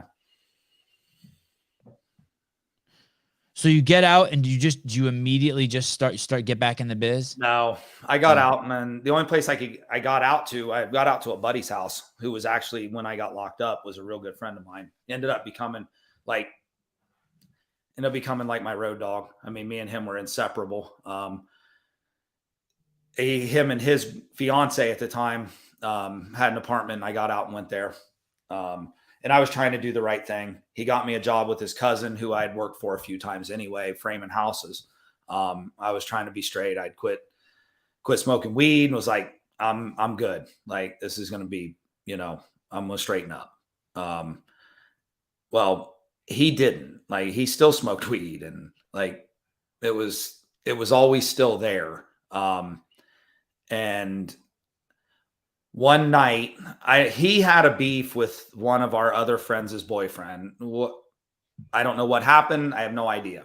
Well, Danny had a shotgun and, we showed up at the place that he was at and Danny put him on the ground and put the shotgun in his mouth and shit went haywire. Cops got called and all kinds of shit. So I thought we were going to get in trouble. So I just revert back to exactly what I know. Let's start getting high. So I blew it all off and just started smoking weed again. Started getting high. Started hanging out with all the wrong people again. The cops show up one day at the house at the apartment, knocked on the door. They had an indictment for us for that night for where we threatened them with the shotgun. Put us in jail. Let us back out on OR. Showed up, I don't know, 20 some days later, locked us up again for the other kid that was there. He filed an charge on us and they indicted us on him too. We go to jail. They file us on the OR again, let us out on our own recognizance again. And then it was on. Then it was like, I'm not reporting anymore. I'm not doing anything. I'm leaving. Let's go back home to old stomping grounds, which was right up the road here in a town called Johnstown. And let's go have fun. So. Is that because your situation started to seem homeless to you and you just like, fuck it, let's throw caution to the wind and go big or go home? So that's the way I've always suicidal. Been. Yeah. The way I've always been is like, I'm already in trouble. So fuck it. Let's go. Might as well keep going. I'm already in trouble. Who cares? Do you have any good habits at this time? Like, are you doing any training? Do you have a gym membership? No. I'm just running around selling drugs, smoking. You don't have a book you carry around that you draw pictures in, or nope. Not a single. So you don't have any hobbies or passions? Nope. I went fishing every now and then with a buddy. We liked fishing. That was all right. And that was kind of just an excuse to do drugs. Probably. Smoke weed. I think a lot of it together. Yeah. He'd always come and ask me, hey, will you get me high? I'm having problems with my girlfriend. Take me fishing. He'd take me fishing. I'd get him high. Yeah. So yeah, that's that goes back to that theme, right? You got like it's like all you know. That's it. That's what I know. I know survive. You're right. I know survival mode. Yeah. That's what I know. So. And during all these times between the, now I'm guessing you're in your early 20s. Are you an opportunistic thief also? Like you might be out and not have time, have a desire to steal. Walk by and see somebody's bicycle on their porch and it looks usable. I'll just take it and ride it instead. Yeah. I'm not walking anymore. Yeah. Yeah. So yeah, we end up back in Johnstown running around. We end up meeting up with some people that their family are some pretty good sized drug dealers. End up running around with a biker gang. Never got into the bike thing, just ran around with the gang. Ended up becoming a bodyguard for a call girl. She was nothing but a hooker. Don't worry. It wasn't no high class thing for Was she your girlfriend? No. A friend of ours' mom is who it was. Oh shit. You were a bodyguard. Is a call girl a prostitute or a stripper? That's all she was. She was just a prostitute. So people would call her to have sex with her. You would take her somewhere and just make sure that they didn't beat her. Yep. Would you be in the room when they were having sex? Sometimes. Like if she told you to, hey, I don't feel safe with this guy. If she ever got uncomfortable, she would always tell us, me and another friend, she'd always be like, hey, I'm going to have you come in the room. Okay. And this is pre-cell phone. Yeah, I only had a pager. Oh, that's right. I remember pagers. This morning we were talking about coming on the podcast, and I was going to tell somebody this morning. I said I'm going to coin the hashtag pagers and payphones. Yeah, because that's the way it used to be. I remember pagers. They were cool. Yep. And you always carried a gun. Yeah. Did you ever have to break up? Did you ever have to stop? No, nope. They all ended up going to. Yeah, everything ended up kosher. Like, how long did you do that? Wasn't very long. It was only like 4 or 5 months. And would she have like 3 customers in a day? I don't know if I've ever had 3. I know with 2. Wow, that is wild.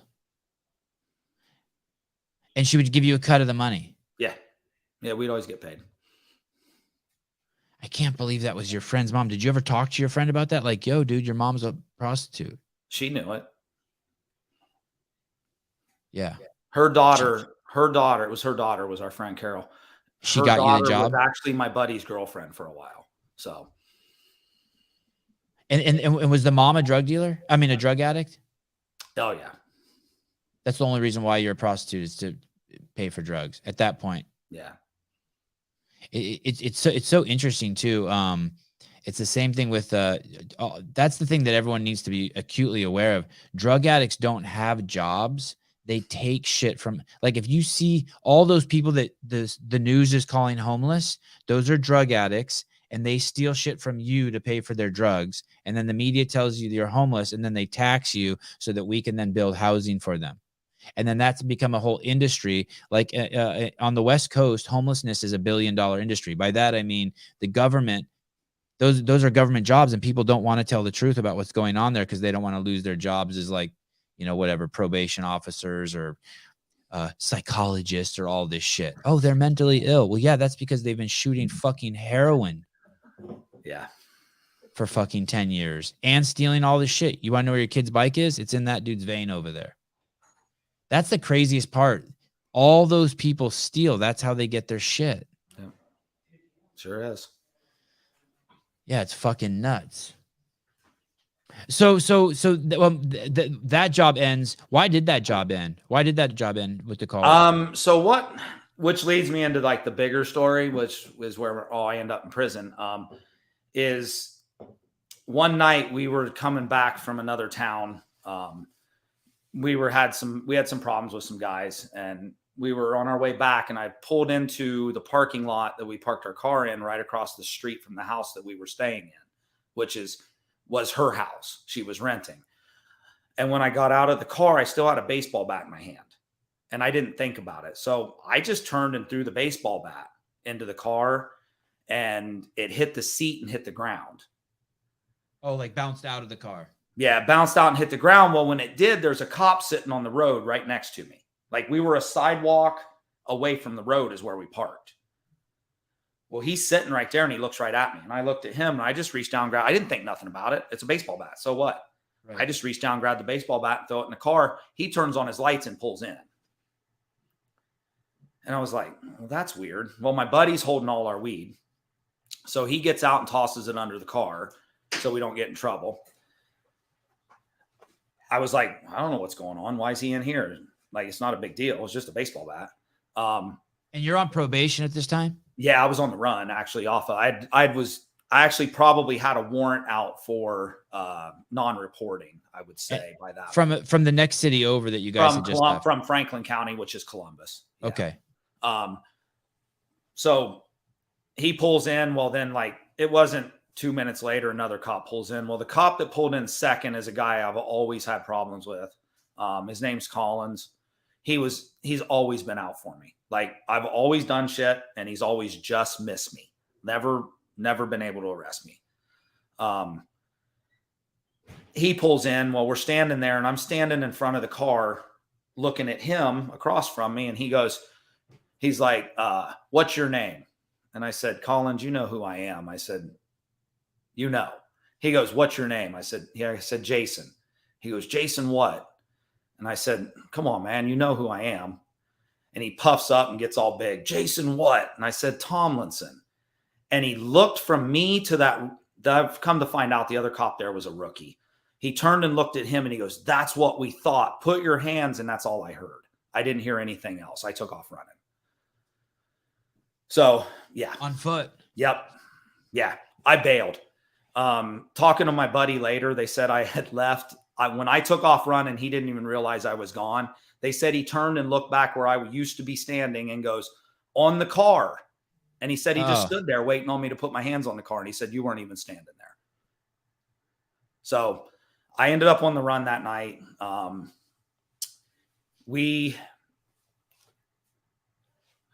ended up getting out of town.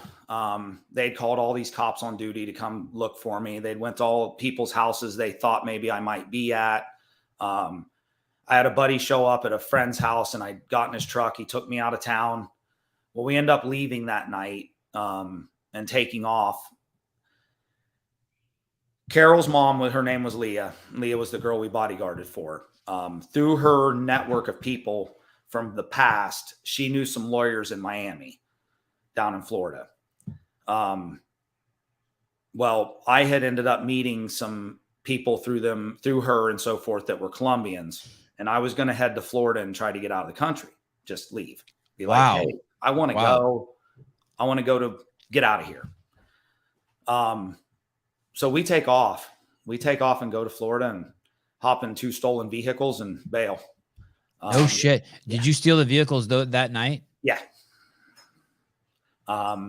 So we leave. We go to Florida. We go all the way down to Miami.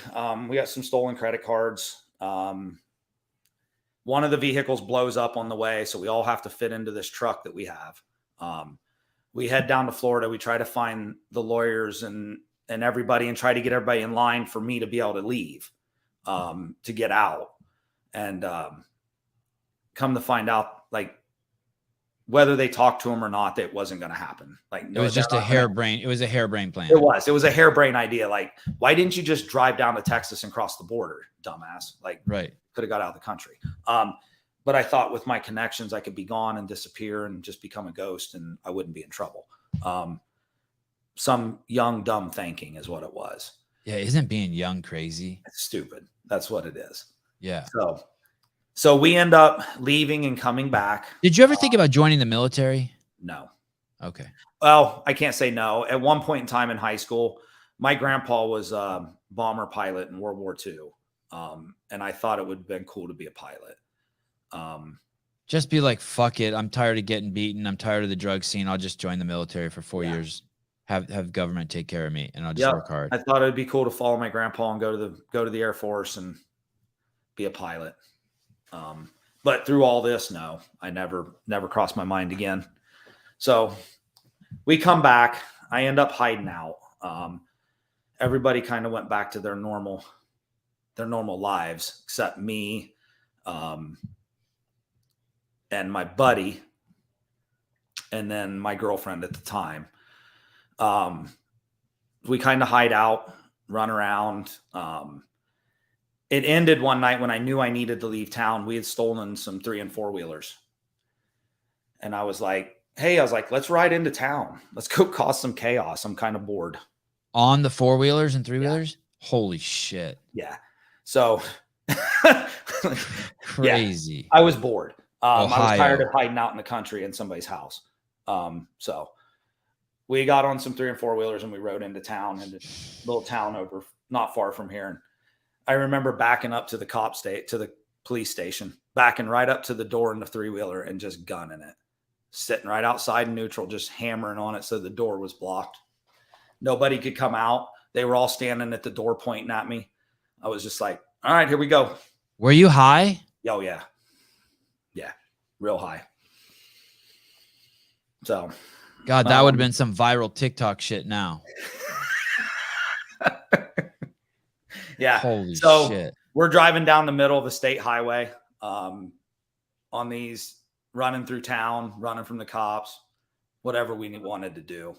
Didn't matter anymore. So that night, where we had stayed at out in the country, the cops show up.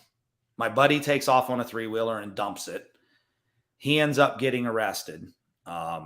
We end up walking away scot-free. At that point in time, for me to get out of trouble, if I was ever in it, I had a buddy that I had memorized everything about him. His social security number, address, full name, wife's name, everything. Like I had done it to make sure that if I was ever caught, that I could use his stuff and get away. A buddy.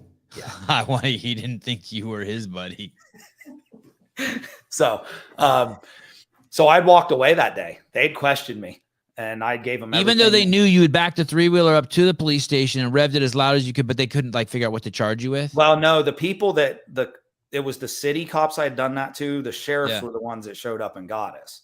Okay. So there was 2 different sets of police this day. Okay. Through the night. They were questioning me and I gave them somebody else's name and everything and just walked away, just left. Well, come to find out when we met my buddy later, he'd got interrogated by the local detective. And that detective was the one that was on my case to arrest me, to get me.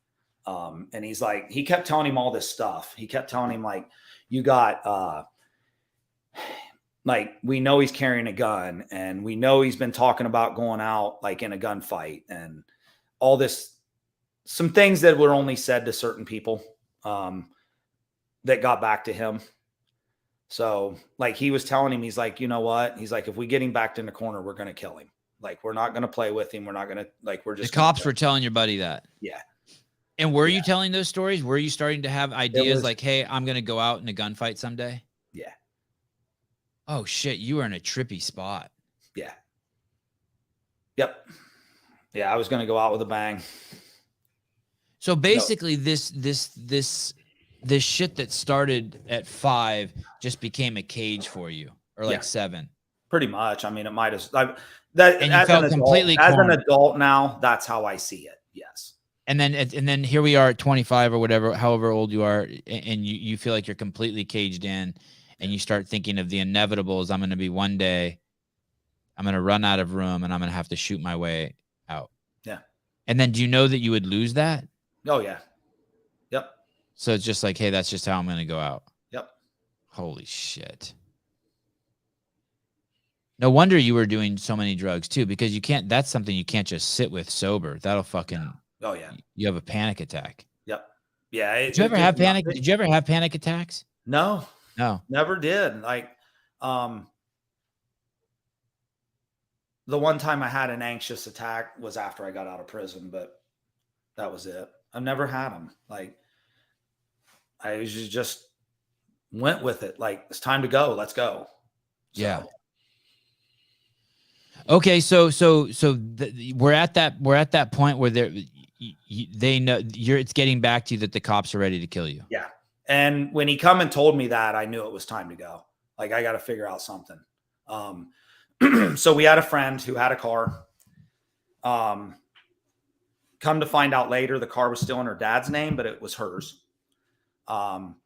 She was ready to take off too. She's like, I want to get out of here. I'm ready to go. So I was like, cool, let's all take off and go. So we get in her car and one night we leave. We just take off. We head over through Indiana where my dad's mom and dad had lived. I hadn't seen them since I was like 5 years old, since they were together still. And I thought, we'll swing by and see them, see what they can do for us. So like all these idiotic thoughts, right? Like who can help me out? So we go over, we head that way. We'll come to find out my grandma had died and my grandpa was in a nursing home. Wow. He was 90 some years old and he was dying. So I go see him. Nothing abnormal, just, hey, he remembered, like, and through his haze of dying, like he remembered he's like, you're Pam's boy. I'm like, yeah. Like he knew. What a trip. You're an outlaw on the run and you go see a dude in a nursing home. Yeah. Randomly. Yeah. So, we leave there and we go all the way down through into Texas. And I was like, wow, hey, let's just go to Mexico. Let's leave. Like, let's get out of the country. Well, I didn't know what it was like and I didn't know what it took to get across the border, right? I had no idea. I don't know shit about it. So I stop at some gas station south of San Antonio. And I'm milling around in the gas station trying to figure out who do I ask without alerting somebody. Like, I want to go across the border. What do I need to do? And I must have looked guilty or something. This lady comes around the corner and she goes, can I help you? And I'm like, well, I don't know, maybe. And she goes, are you in trouble? I was like, no, I said, not really. I said, I just had a few questions. And she goes, about what? And I was like, going across the border, like, what's it take and what's it like? So she tells me this big, long story about her husband who went across the border in his truck to see a friend. And they pulled him over, and where he had been hunting in the States, he forgot he had one shotgun shell in his glove box. Well, they arrested him for it. Threw him in jail. She said it took her probably the truck. It took her the truck and probably close to $15,000 before they even recognized and found him and released him. Damn. And you're like, fuck Mexico. Yeah, pretty much. I'm like, is that easy? She goes, they will arrest you and you will be lost. She goes, and they'll do it for anything. She goes, it's not like here. I'm like, okay, never mind then. So we leave. We take off again.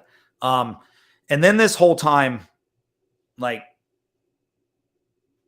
we realize, like, I can rob people's houses and I can rob people. Like, it's easy. Ed had taught me a long time ago how to rob drug dealers, that those are the people you want to rob. They're not going to tell anybody. They're not going to the cops. He goes, the only thing you have to worry about is if you get one that's too big, they'll come get you or send their people to get you. Right. One or the other. Right. Right. So, which isn't really a threat if you're on the move. Yeah. Yeah. And we're leaving, we're going cross country. Like, who's going to come after us cross country if we just rob a local drug dealer? Who cares? Like, we'll move on. Yeah. Yeah. Bonnie and Clyde. How many times do you think that you did that?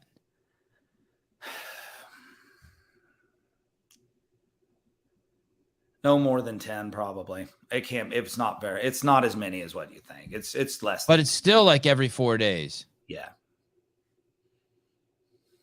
So, every handful of days you need to re-up cash. And yeah. Did you ever do any good ones? Did you ever do any where you're like, holy shit, we got 10 grand and fucking some coke? We ended up robbing a house in Louisiana one time, and we were passing through and the lights were off, and you knock and no one answers, so you just smash the door in, you go in. And my buddy was digging through their filing cabinet and he finds all these envelopes, like a bunch of envelopes with $1,000 in each one of them. Wow. And I was like, well, take them, grab them all. Let's go. We ended up with like $8,500 or something out of this people's filing cabinet. Guns? You ever get guns? Oh, yeah. I'll through this story, you'll hear of a few of them. The one I used in my crime was one of them. We had quite a few in the back of the car when we got caught. So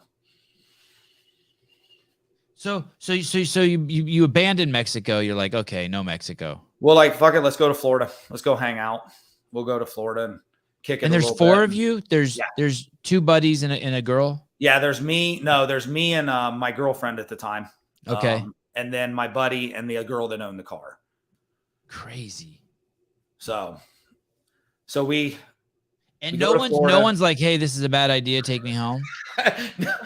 You know what? Now that you look back on it, it's like, yeah. No one said that. That was the weird thing. Yeah. No one said that. So we go to Florida for a little while. We leave Florida after a week or so, staying in Daytona. We stayed in Daytona for a while for that week. Hang out on the beach, met some people, ended up going from there up around Ohio to Detroit. Thought, let's go to Canada then. This will be awesome. I just want to get out of the country. We got to Detroit, and I don't honestly to this day know what changed my mind about going to Canada, but we didn't go. So we go from there. We go back across country all the way to Vegas. Wow. Thought that's something that sounds like one place you shouldn't have mixed with. Right? Wow. Yeah. Shit. Yeah. You were home. We go to Vegas. We spend 3 or 4 days in Vegas, robbed a couple people, a couple houses, and end up leaving and thought, well, let's go check out Yellowstone. I've never seen Yellowstone before. Let's see it. Okay. I like this turn. I like this. So we go to Yellowstone. We go up through Yellowstone. What kind of car? Pontiac Sunfire. Pontiac Sunfire. Did it break down on you guys at all? Not once. Just a good car. Yeah. All right. So we go up through Yellowstone. We make it. Look, you're going to show a picture of it. Check it out. Oh, wow. It looked just like that, but it was red. Okay. Yep. We go up through Yellowstone through the night. Stopped in the daytime at the park, at the headquarters there. Hung out. Oh, I guess it did. At that point in time, coming through the park, we had a flat tire. We got a flat tire that night. So we had to get it fixed that day right there at the gas station at the park. We get it fixed. We leave and we're like, what are we going to do? Like, is there something where we need to do something? Like, I can't just keep traveling around and robbing drug dealers and houses. And like, where are we going to settle at? Like, what are we going to do? I have a trunk full of fucking guns, and goods, jewelry, all kinds of stuff. We had robbed a house in Georgia that ended up being a state trooper's house. Oh shit. Yeah. I took his revolver, his service revolver. I ended up selling it in Colorado to a gun store. Wow. They bought you. You can sell just fucking stolen guns. Back then, it didn't matter. I mean, back then there was no background checks or nothing. At like pawn stores and stuff? Yeah. He knew. That guy knew, though. I'm almost sure he bought that gun because he knew what it was, to get it out of my hands. I went in and showed it to him, and come to find out, most police service revolvers have a stamp on the inside of the cylinder, from what I understand. And they're stamped certain with something that would identify them, not just the serial number. He opened that up, and as soon as he closed it, he told me he'd give me $300 for it. Like, no questions asked. Okay, sounds good to me. Fine, take it off my hands. I don't care. I'm almost sure he knew what it was. So we was like, hey, let's go back home. Maybe it's calmed down by now. We've been gone for 2 months. Maybe it's okay. From Vegas. This is the discussion in Vegas. Yeah. So we head up through Yellowstone. We stay in Montana in Billings one night. And we're like, hey, we're in no hurry now. We have money. We have guns. Like, we're in no hurry. We don't need to keep running fast. So we leave there and we get to a little town called Big Timber and stay the night. Went down to the local store. My ID was kind of skewed at that point, so you couldn't really tell that I wasn't 21 yet. That I was at that point, it was still only 20 because I didn't turn 21 until November. Fuck, I thought you were older. Wow. Oh, no, I wasn't even of age. I wasn't even 21 yet. So I go in. In every town you go to, basically you're meeting the worst people because you guys need drugs. So at some point you get to a town after a few days, you're like, hey, where can we get drugs? And what were you doing then? Were you doing any like coke or meth? No, actually, I wasn't. I wasn't doing anything other than smoking weed at that point. Okay. Like I wasn't doing anything hard yet. I had done coke a few times until then, but like nothing major. Like I didn't go on benders or nothing. Like we had snorted coke a few times, got high and moved on. Okay. So we stay at this motel that night, and I remember waking up to a knock at the door. And I was like, that's weird. And then all of a sudden the phone rings at the same time. And I was like, wow. So I go over and answer the phone, and a lady on the phone goes, hey, I just need to warn you, there's a cop standing at your door. Oh, interesting. And I was like, huh? She goes, I didn't call you. I'm just letting you know. This is the lady at the front desk. There's a cop at your door. Wow. Okay, thank you. Hung up the thing, went over and looked out the peek hole, and he was standing out there with his revolver in his hand. And I was like, fuck, we're in trouble. We're in deep shit. They found us. Never once did I ever know how. I never thought about how, nothing. They were outside the door and I was in trouble. I woke everyone up real quick and I was like, look, get out the window. Let's go. If you want to go, go. I'm going out the window. I pushed the screen out, grabbed my shit, pushed the screen out, grabbed the keys, jumped out the window and ran to the car. It was parked in the back? It was parked out right outside in the parking lot. But you didn't have to go by the cop? No, he was out in the hallway. And then the window was on the other side of the door. Okay, I was picturing a hotel where he's actually standing outside. No. He was our door was on the inside. It was like a Motel 8 or something like that, I think it was. Okay, sounds fancy. Yeah. So we jumped out of the car. And I've done a ride along with cops before, and they'll go to hotels, and the lady at the hotel will give them a list of everyone's name, and the cop will just start running warrants on them. Yeah. So what he did was he ran the license plate in the car that night. And it was stolen. Yeah. He went by. Yeah. Stolen. That girl's dad had reported it stolen. Yep. Okay. To get his daughter back. Okay. Because he had heard who she was with. Okay. So we jump out the window and we hop in the car and take off. Well, look, I'm dumb in that part of the country, right? I didn't realize that exit ramps were so far apart. For you to get from one exit ramp to another, and towns were so far apart and there's so much country up there. Right? The pathetic road network in Montana, beautiful state, but just the road network, there's nowhere to run. Nowhere. Yeah. So we hop on the road and I'm out, like it's time to go. So we haul ass. We, down the interstate. Are you at Big Timber right there? Look at you. Yeah. Yeah. You go down the 90? Yeah, we're down 90, heading towards Billings. Right there where it says Columbus to your right. We head that way. Right there. We head towards that. So we get on the interstate and I realize that there's nobody behind me. I'm good. Right. So we just drop down to cruising speed and we take off. And we're riding along and all of a sudden there's a cop behind me. Like he comes out of nowhere. I'm like, fuck. Well, there's no exits to get off. I'm like, I don't know what to do. So we take off. Somewhere between there and Columbus, there was a line of traffic kind of backed up at this bridge. And I didn't think nothing about it. My first thought is they're stopping us because of me. Like I'm in deep shit. That might've been where it was at, across the river right there. Traffic was backed up and there's emergency vehicles everywhere. And I'm like, oh fuck, they set up a roadblock for me. Yeah. So we get closer and closer and closer, and I start to get across the bridge, and there's a cop standing there on our side of the bridge. And he pulls out his gun as we go by and points it at us.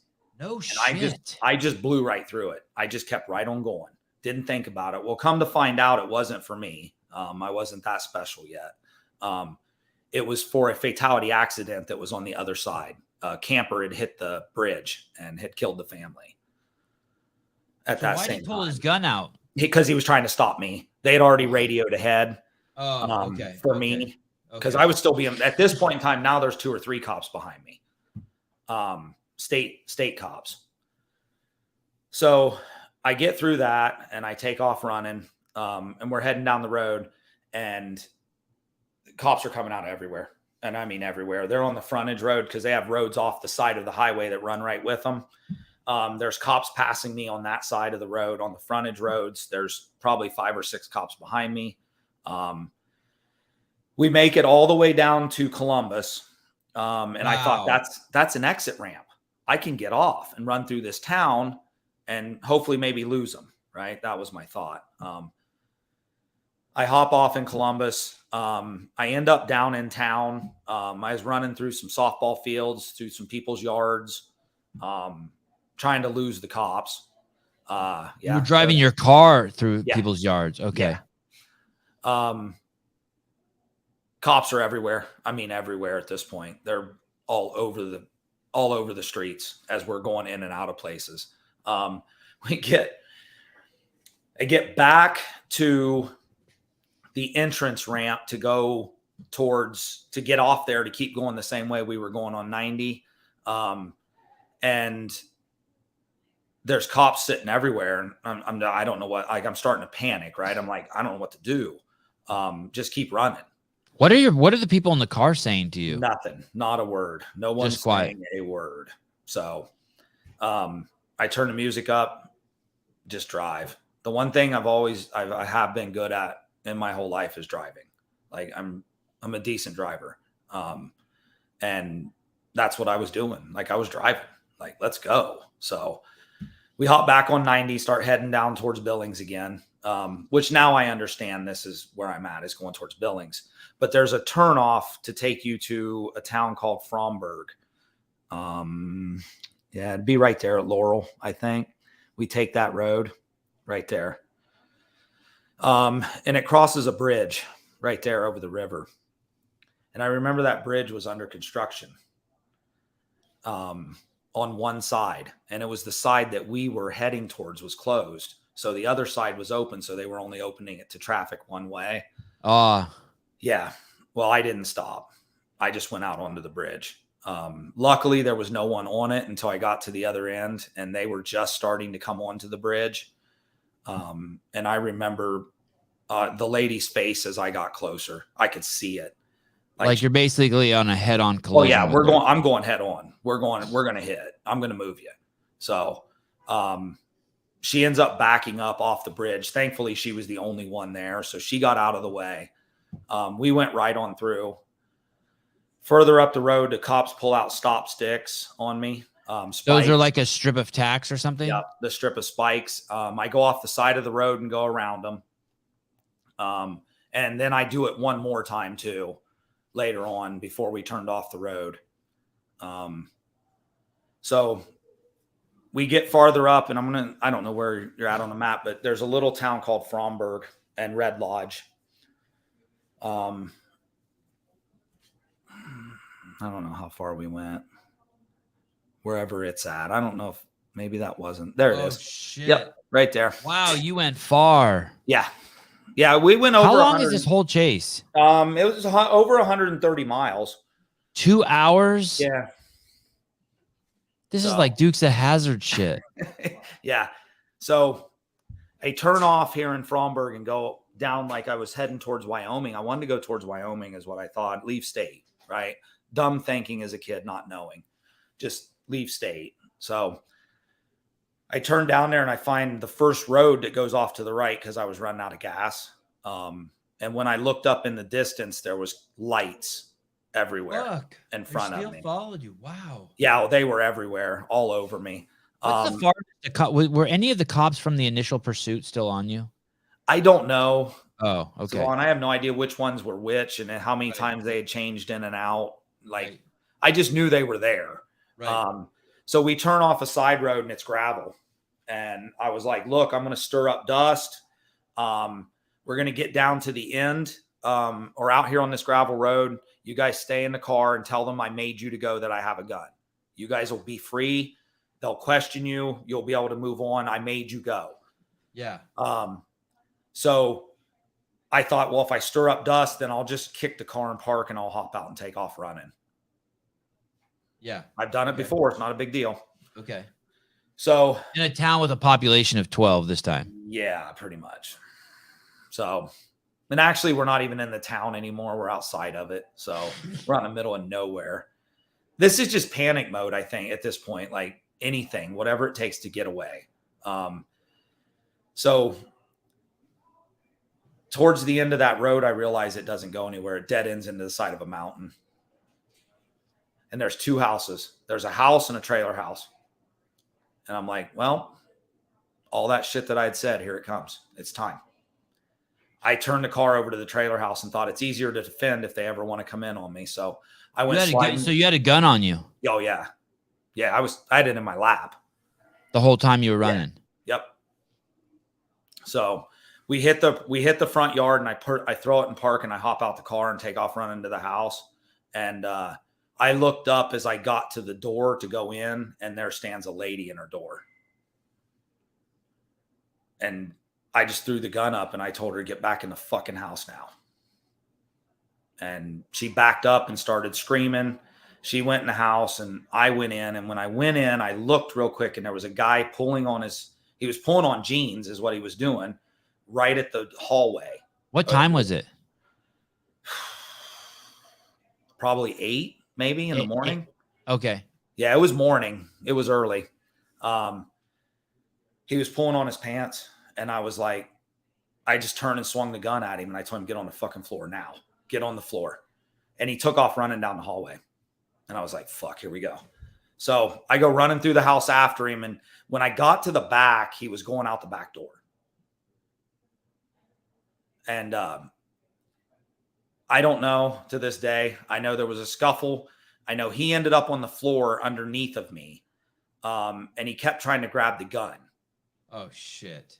And I just put it up in the air and I just shot a hole right through his roof, and he just dropped to the ground and he was like, I'm done. I said, all right, get back out in the living room now. They ended up having 2 daughters that were home. One was still asleep and the other one was in the shower getting ready for work. Holy shit. Brought everyone into the living room. The other ones followed me in. So now there's 4 of us and 4 of them in the trailer. There's cops everywhere. God. Cops everywhere outside. Hey, how are you for time right now? I'm fine. You are fine? Yeah. I have to pee. Do you care do you have to pee? I don't, but you can. It'll be fine. All right. We can pause. Okay.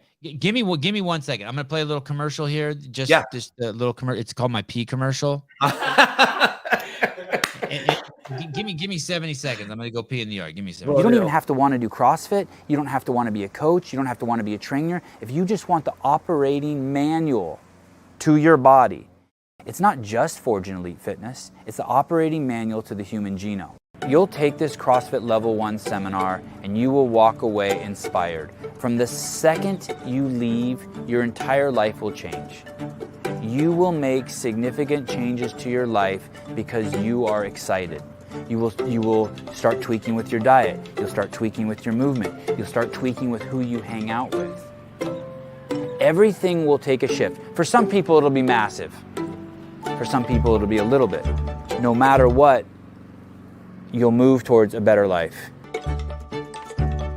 Everyone is going to sense it in you that you are more accountable, more personally responsible, happier, more helpful, more thoughtful human being. and you'll be nicer to look at. You might talk too much shit about CrossFit, but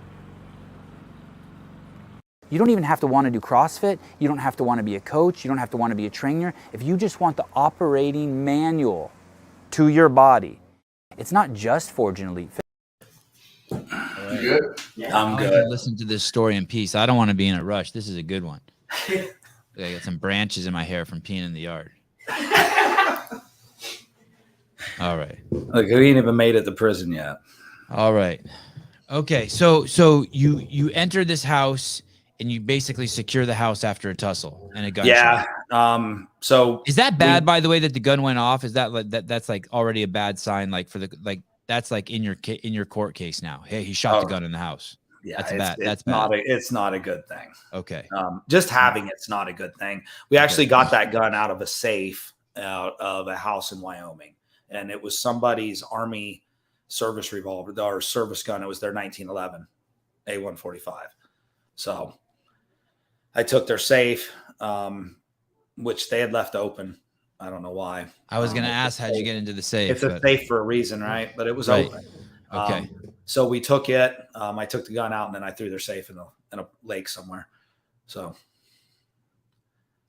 there's some crawdads that made a nice, sweet home out of that. That was probably a cool thing you did. Yeah. It wasn't a cool thing I did. So I get the one girl was going to work. She goes, I'm probably not going to make it. Can I call my work and call off? Yes. Call your work, call off. No shit. Yeah. I apologize. I apologize to them people a lot. I kept telling them I'm sorry that they were involved in this.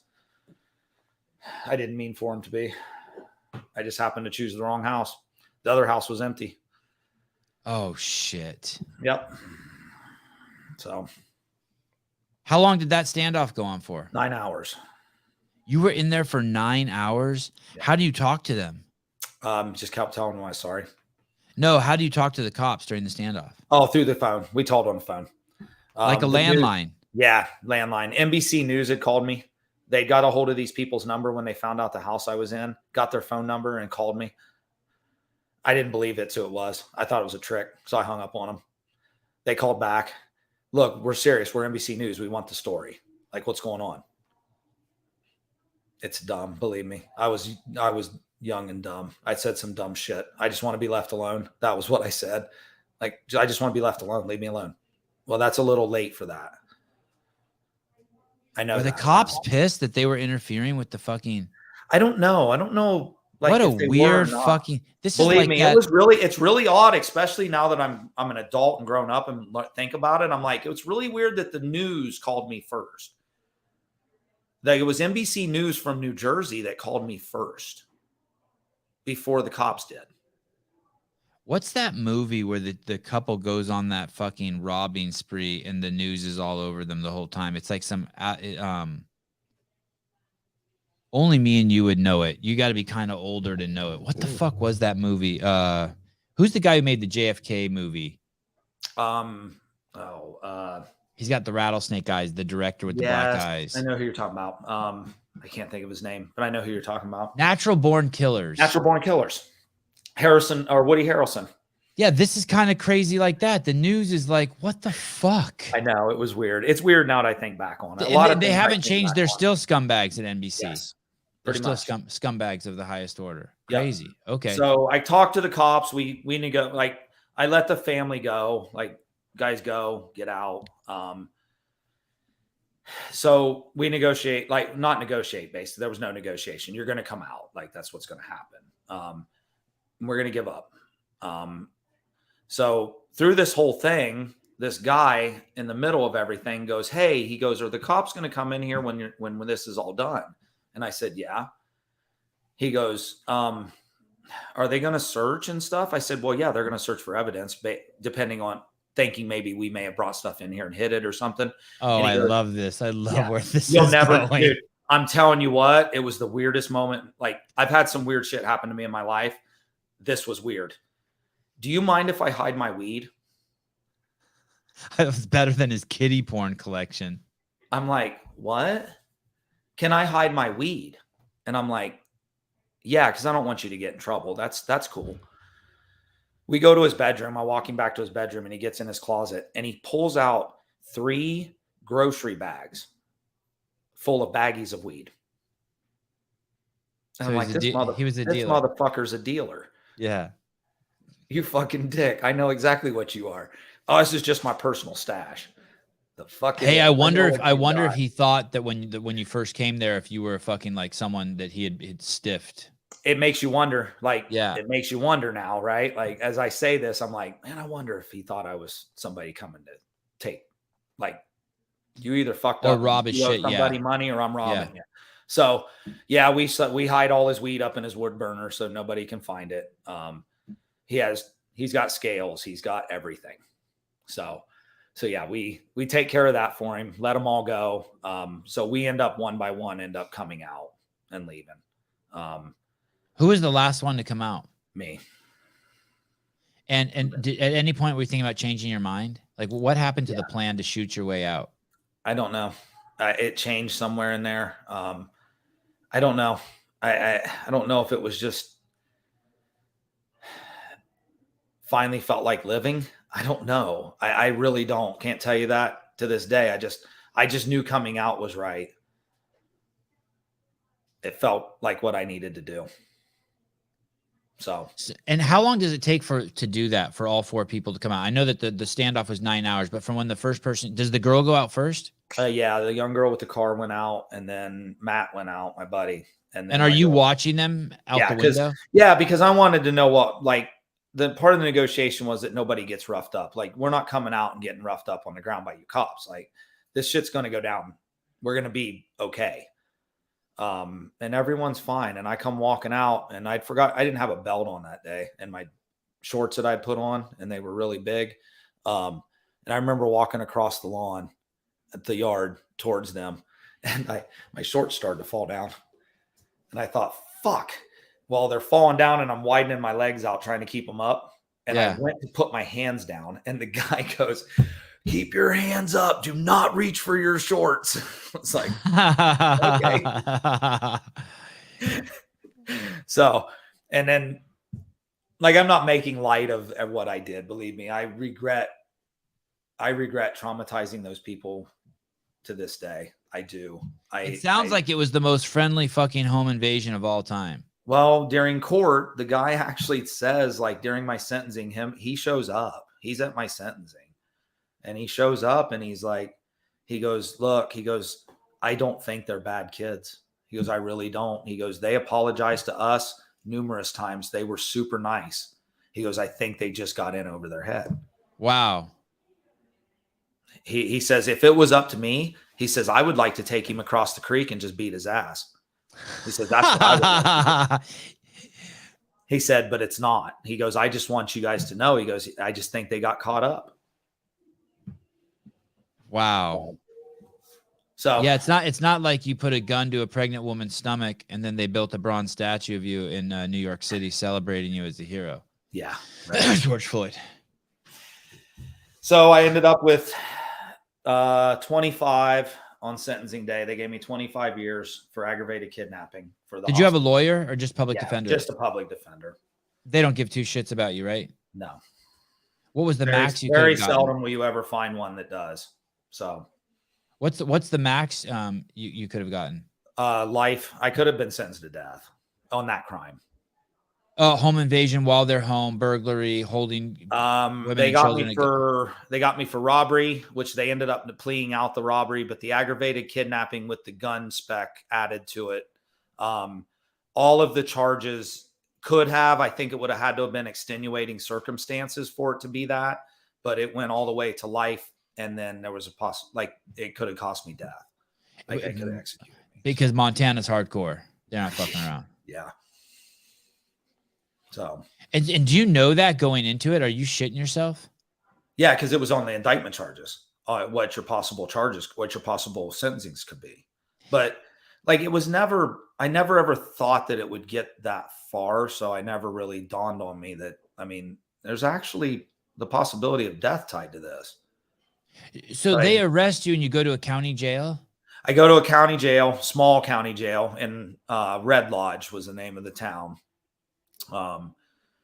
From a lot of things that happened here in Ohio, they questioned me a lot about it. They'd actually sent some federal, the FBI down to talk to me about a few things. They let me actually read the teletype of the, for the stolen car.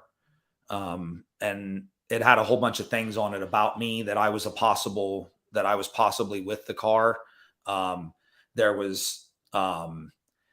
There was all kinds of things written about me, how dangerous I was, and I was carrying a gun, and I had done a carjacking and a robbery, and like all these things were listed of what possibilities of me. Were they accurate?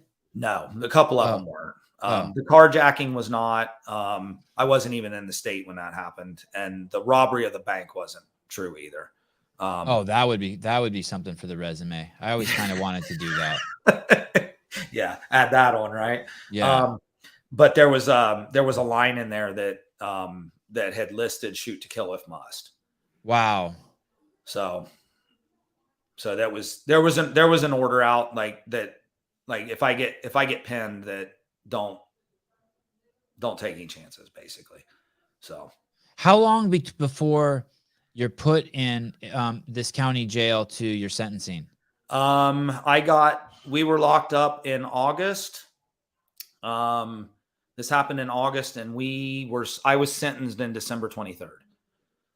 And does your mom or your dad or anyone reach out to you when you're in the county jail? Your sister? No. Any family? No. No. Do you call any of them? I tried to call my mom once or twice, but nothing. Do you cry when you're in there? No, at this point it was long beyond that. So what a fucking scary place to be as a young man. Yeah, I turned 21 in county jail. There, before your sentencing. Yeah. And is there even a case, or is it just, does that 6 months, is there even a case, or do you just plead guilty? I pled guilty. We pled out. So it basically takes 5 or 6 months even just to get your sentencing, even if you just come out with your hands up and plead guilty. What a fucking shit show. Yep. So. And then so the judge says to you, I'm sorry, you were talking about how much he sentenced you I got for? 25. I got 25 for the aggravated kidnapping, and then 10 years for the gun, or 30 for the crime, 5 for the gun with 10 suspended is what I got. So that's 35. What does 10 suspended mean? If you're good, they'll let you out in 25? No, 10 suspended means after you discharge your sentence, basically they hold it like probation time over your head. So 35 years plus 10 years of probation. 25 with 10 years of probation, basically. So, but at the time I got sentenced, what happened was, so whatever your time was, you had to do a quarter to go to the parole board and then half to discharge, which is you only do half your time to be able to get out. So I would have had to do 6 years, 3 months to go to the parole board. And then I would have had to done 12 and a half years to completely discharge my sentence, my 25, and then get out and do 10 years more probation. And then when you're on probation, basically, if you just fuck up anything, they can send you back for that 10 years. Yeah. Like you sign your name wrong on a ballot, you're fucking toast. Yep. Mine was a little different because I got an interstate compact back to Ohio. They didn't let me out in Montana. They released me to Ohio. So they treated it like parole, my first parole. Because I got out on parole, they treated it like parole, obviously. But when they discharged my sentence and sent me to the 10 years suspended, Ohio doesn't treat it that way. That's not a deal to Ohio. Ohio just like, look, it's over your head. Stay out of trouble. That's it. You don't have to report. I didn't have to do anything. My time was just there as long as I stayed out of trouble. And what year is this? The year that you're sentencing? 96. 96? 96.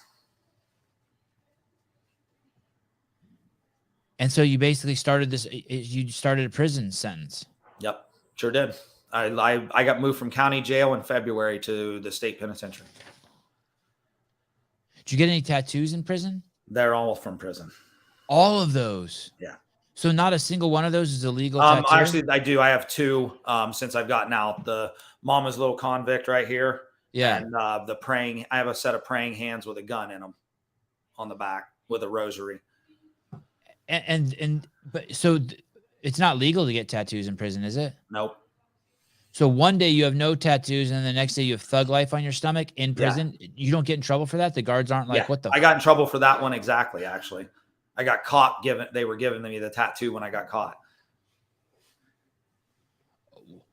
God, I so don't understand prison. Where could someone fucking possibly be giving you a tattoo that's not being watched? At this point in time when I did it, so what happened was I went to the state pen. Due to in Montana or in Montana, due to overcrowdedness in June of that year, I got moved to Texas to a private penitentiary. They call his name another fucking joke, people. Yeah. Another fucking joke. Privatizing prisons. I'm all for privatizing everything, but not prisons.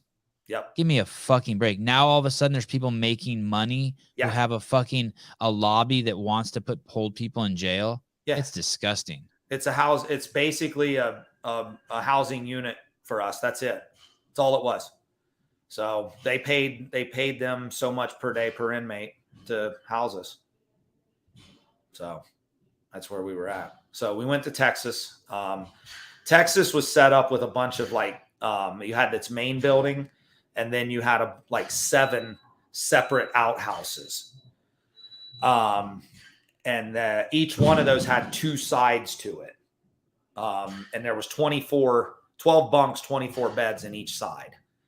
But the guards sat at the front, and then there was 2 gates, and then all the beds were along the side. So there was parts of it where nobody could see you. So you just sit back up in the corner. Design this thing. This thing sounds like a joke. It was. So you just sit back. Well, when we got there was no fences. This place had just been built when we got there. You were in a prison with no fences? When you did yard time, you could just run off if you... Yeah, we weren't even allowed to go outside yet.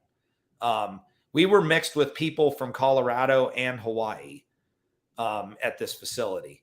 And the Hawaiians were so happy to be in this place off the island out of their prison that they actually put the fences up around us. The inmates built the fence. They made them build the fence. Yeah. Other inmates. God, can you imagine being a prisoner in Hawaii and they have to put you on a plane and fucking fly you to another prison? Yep. God, that sounds like a waste of taxpayers' money.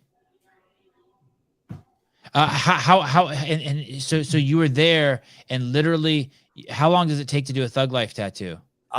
We had started it that night.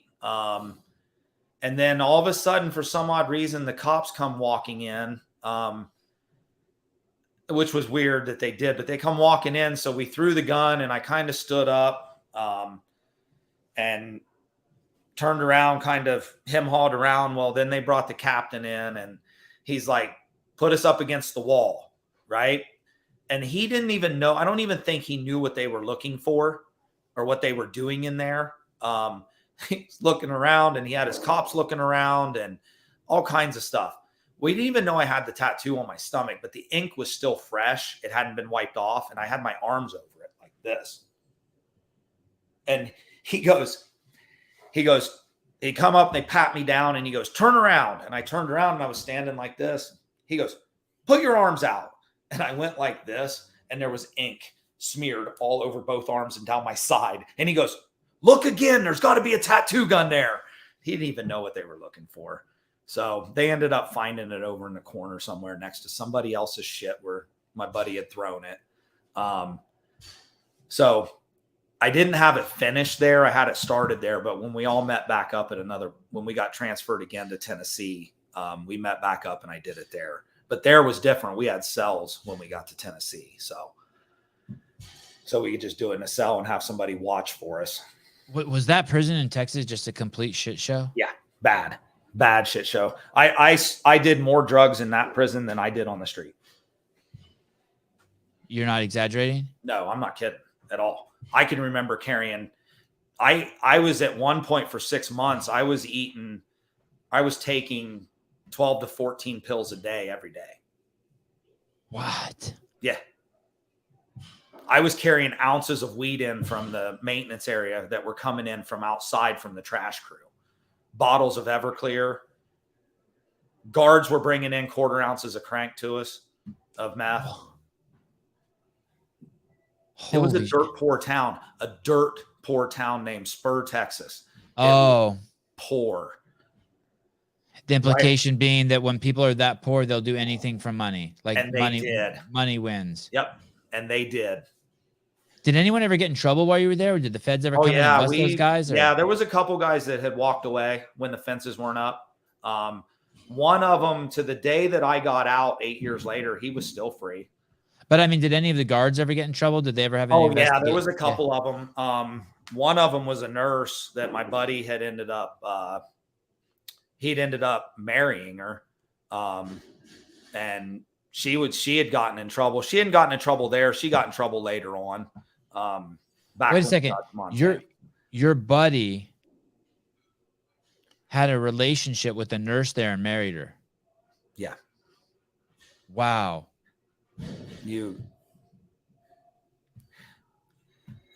It gets better. Don't worry. Wow. What you just said. Remember what you just said.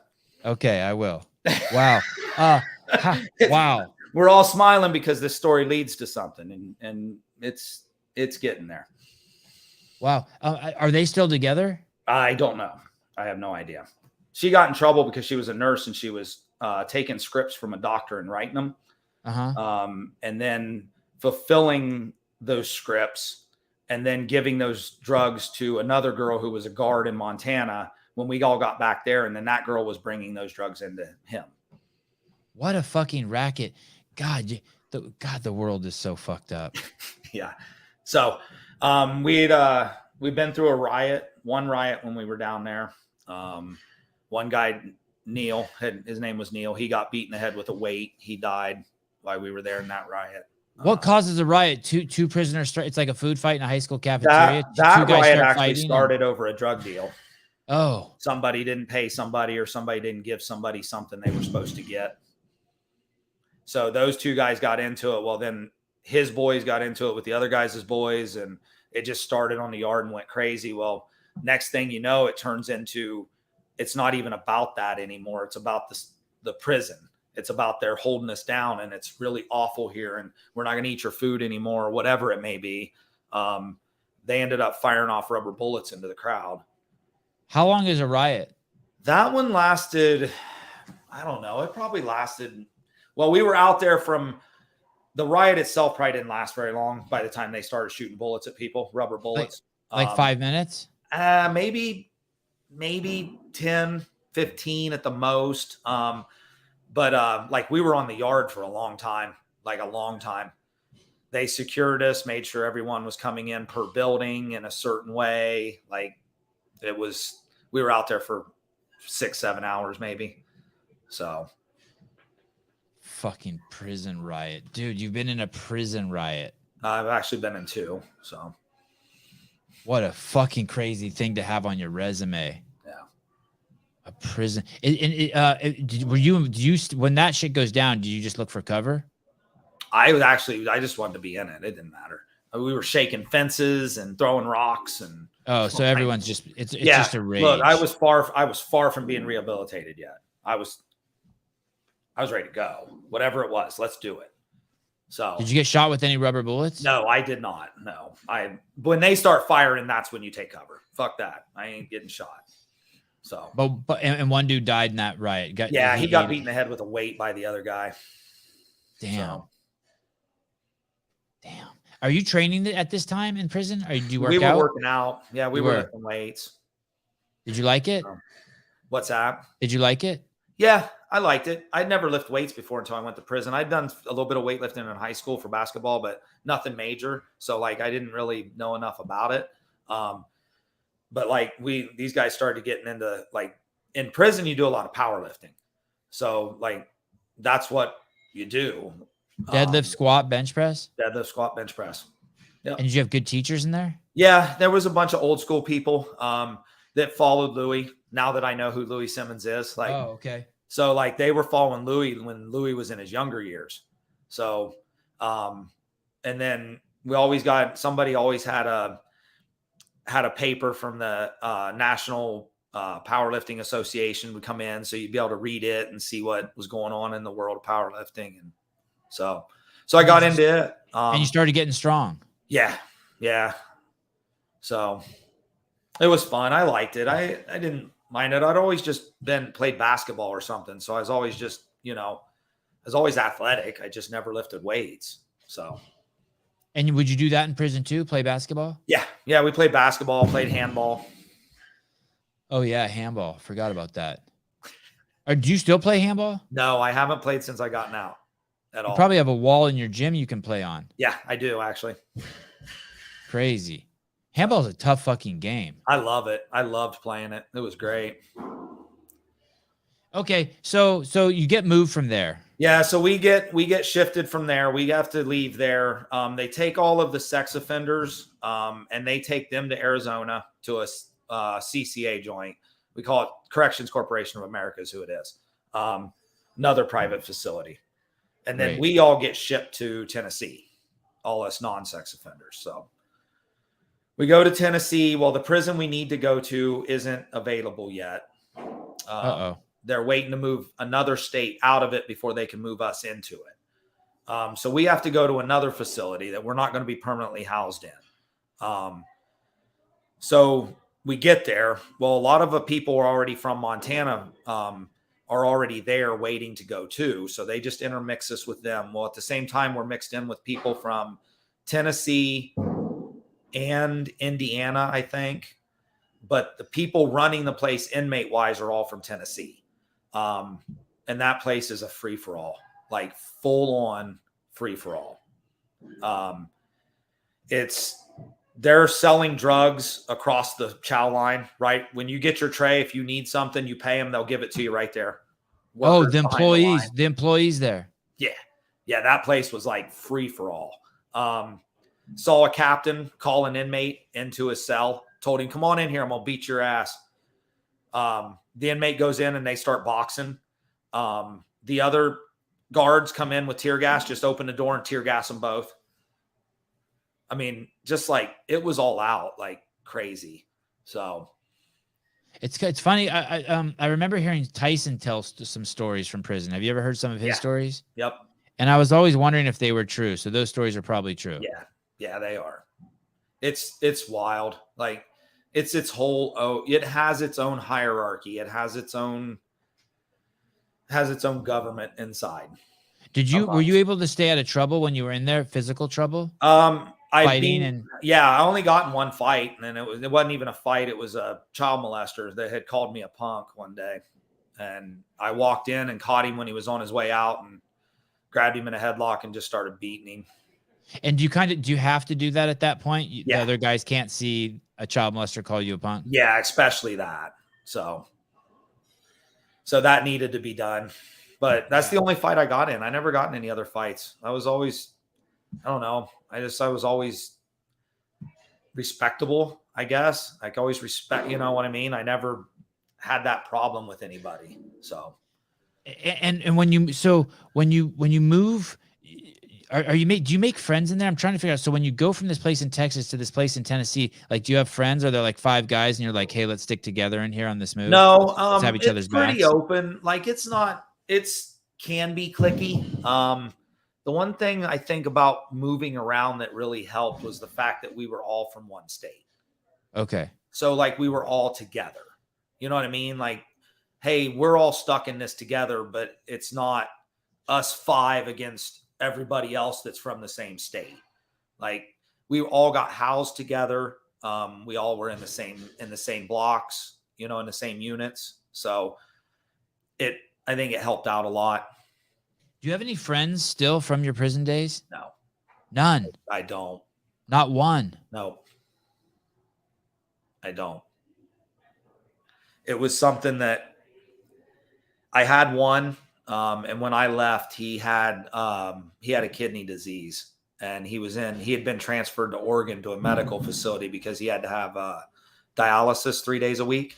Yeah. And they were tired of hauling him out of the prison 3 days a week to the hospital. Yeah. And they moved him so he could do his dialysis in the prison. and he's died since. It finally got him. Damn. That's it. Okay, so you moved to Tennessee. It's just a free for all. Yeah. So we leave Do there. you like that, or is it unsafe? No, I loved it. It's great. I love it. Oh yeah. It's bring on the chaos. I love it at this point. We finally get moved to our new one, to the new And place. that's just shitty prisoning. Like if the prison system were to hire you, could you fix it?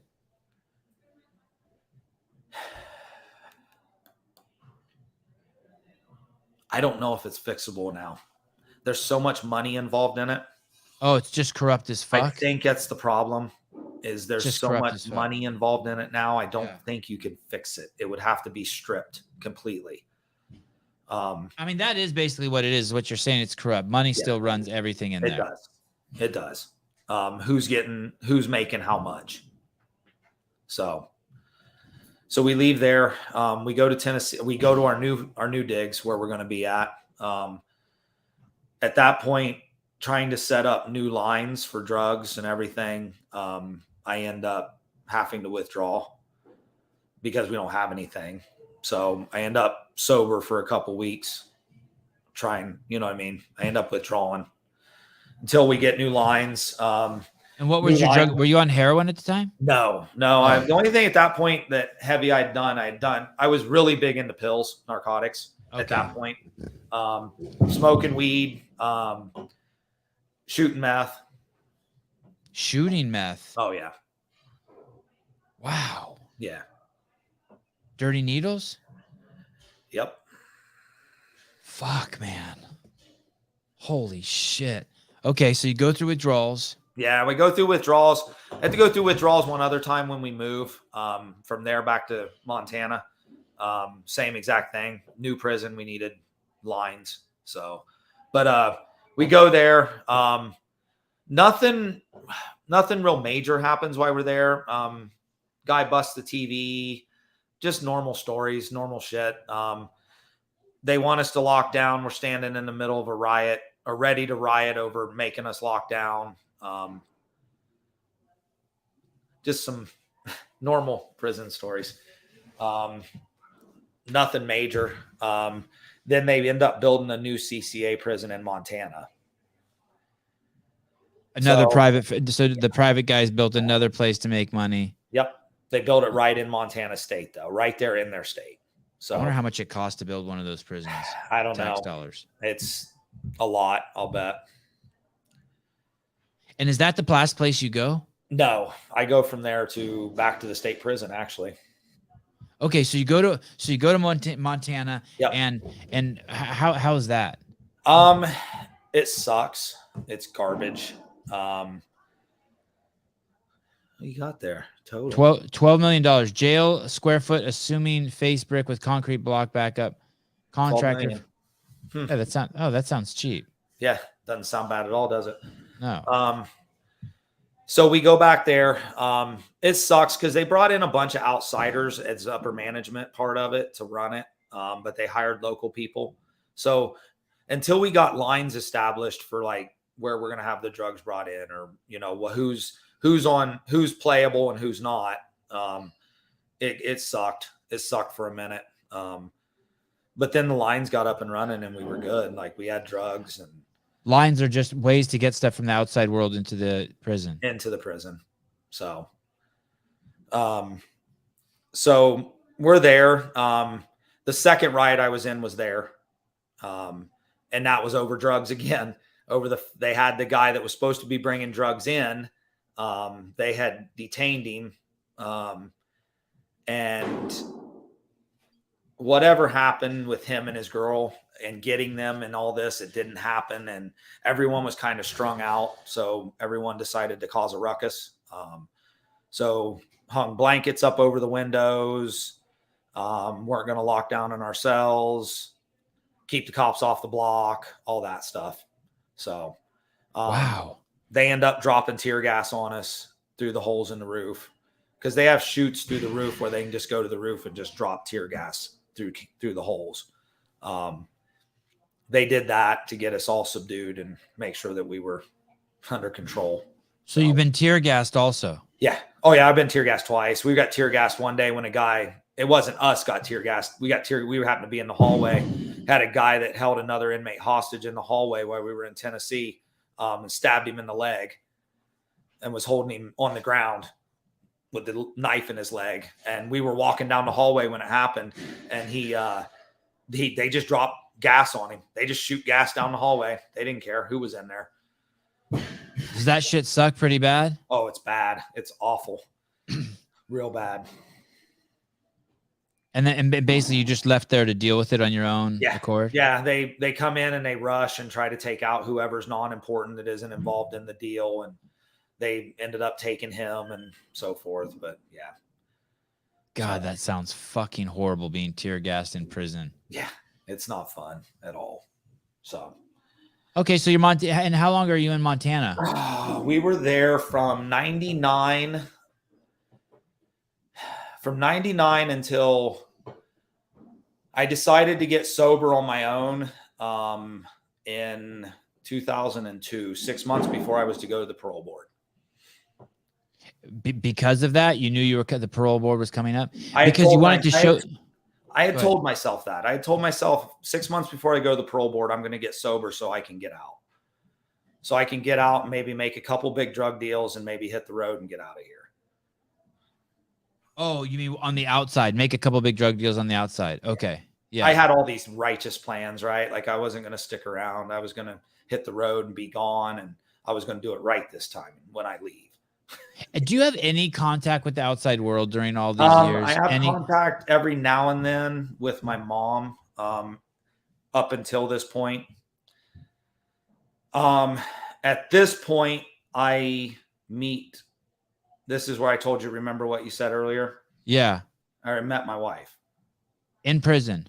Yes. Was she a guard? Yeah. Your wife was a guard at the prison? Yeah. How do you fucking talk to a guard at the prison? Fucking very bravely, because it could go one of two ways. Yeah, like she could just report you for like looking at her wrong in your toast, right? Yeah. How close were you to your parole? 6 months. When you met her? Yeah. Oh, that's fucking sounds risky as all good. It was highly risky. So we had talked a few times. Sorry, one more thing. Had you ever heard of anyone else meeting besides your friend who met the nurse at the other prison? There was always stories that it happened, but nothing that had ever went to the extent that we were about to go to.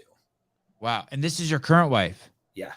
Does she still work in a prison? No, she's a nurse at the local hospital. But did she want to be a cop? No, she actually was home from school at this point in time. She was 21 at the time.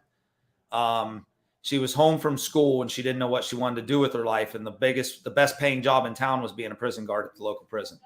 No shit. A 21-year-old girl as a prison guard.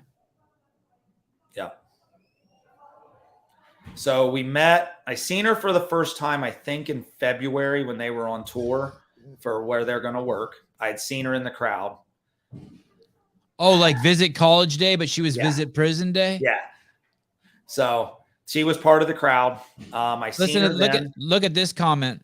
Female prison guards. What a genius idea. This fucking world we live in. Do you not understand men? Yeah. So I see her. Well, the next time I see her, she was on the floor working. She was making her rounds. She was walking through, and I almost run into her. How long was that between the first time you saw her and the second time you saw her? About a month, a little over a month, maybe something like that. And you're still young. You're in your 20s? 26, I think. Okay. At that point. So you see a girl just in regular clothes, and was she walking around with like a group? No, Japanese they had sent tourists? her in by herself to do her rounds. No, the first time. Oh, yeah. The first time she was with the whole group of new hires. They were all coming through as new hires just to see. They were taking a tour of the prison because they had all applied to work there. Any other girls in the group? Maybe one that I remember for sure, but like I didn't really pay attention after I seen her. Was her dad a prison guard? No. Dad a cop? Her dad was a farmer. All right. All right. I can make that work. Okay. Okay. So I was walking in one day from coming back from the recs out at recreation, and I had my head down and I turned to go up the stairs to my cell, and she was coming down. You're allowed as a prisoner to do that? Like there's area, like it's like high school. Like, okay, I'm done with basketball. Now I'm going back to my cell. No, you only go back when they tell you go. Okay. So all the dudes are walking back. Yeah. So everyone no, I was only coming back because I'd worked there. So I was after everyone had already come back. I would come back on my own because I worked out there at the gym. Okay. So I was coming back and I about run into her and I told her, excuse me, sorry. And she walked away and was heading towards the door. And I just happened to stop and stare at her butt. That was it. When's the last time you'd seen a girl before then? Was it her? No, there was other prison guards that were there, but none of them had ever looked like she looked. So right. They look like prison guards. They look like prison guards. So, and this one looked like a girl. She looked like a girl. Yeah, I can see it. I know exactly what you're talking about. So from there, and she had all the shit on. She had a gun on and all this stuff. At this point, they didn't have her in uniform yet. She was still in jeans and a sweatshirt. They hadn't given them their uniform yet. And she was by herself? Yeah.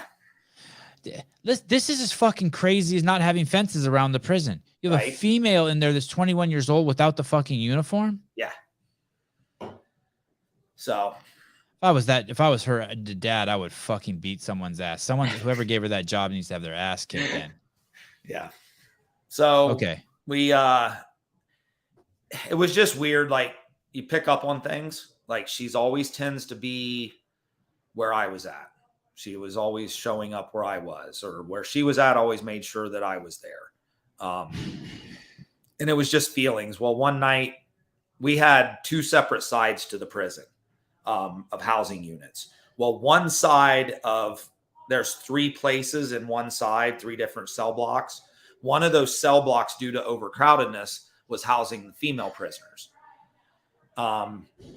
And when female prisoner movement happens, they lock the whole prison down. Smart. That's the first smart thing that I've heard happen at the prison yet. They lock the whole thing down so they can move the females. So they move the females. And one night, I was stuck at out at rec, ready to go home, and I couldn't go anywhere. Well, she was there. We were the only two out there.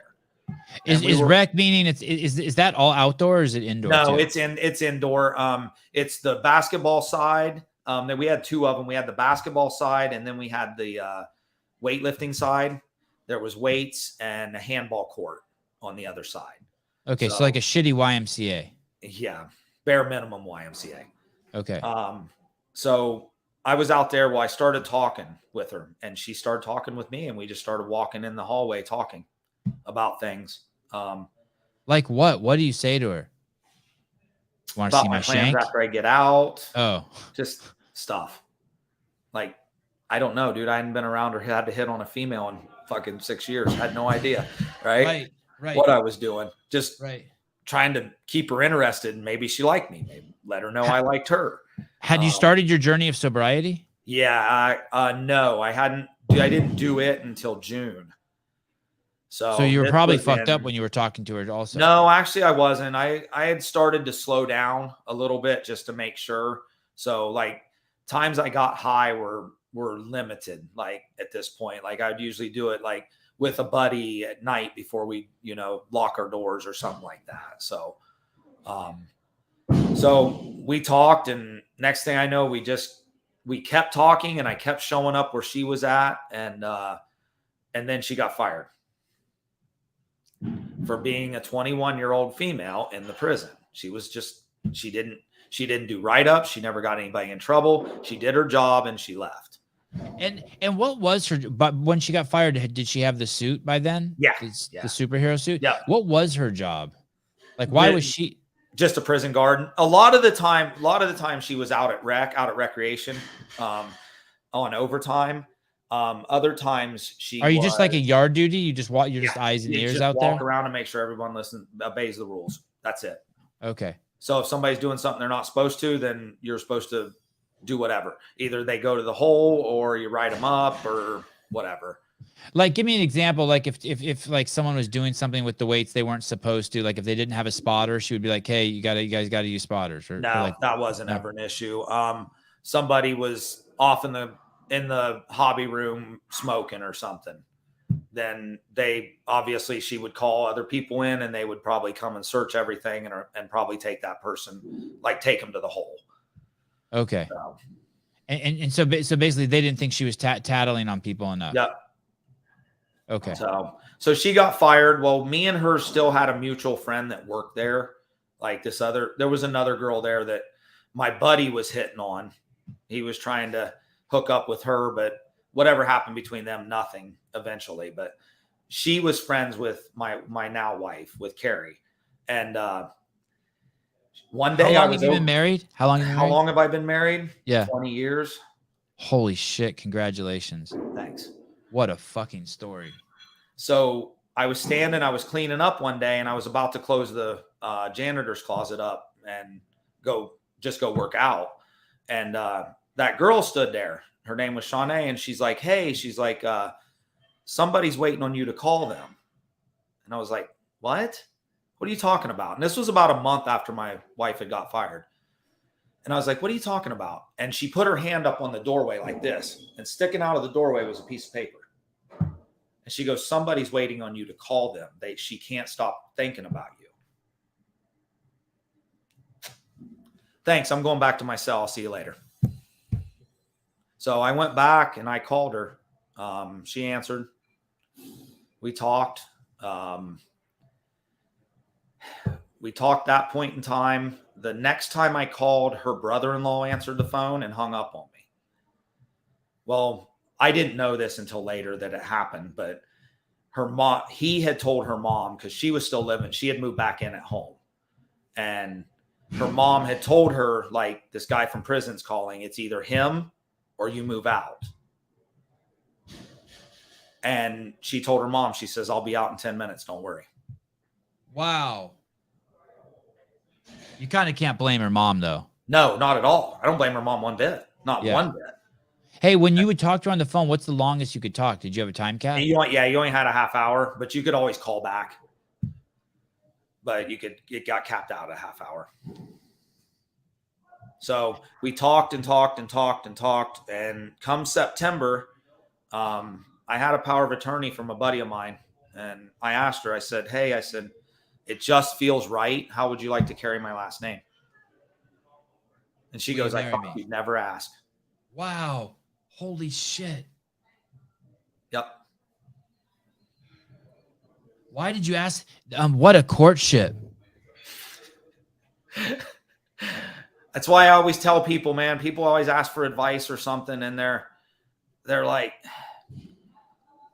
they're always like, hey, this happened or this is going on. And I'm always like, look, our relationship is completely different. It was built on something completely different.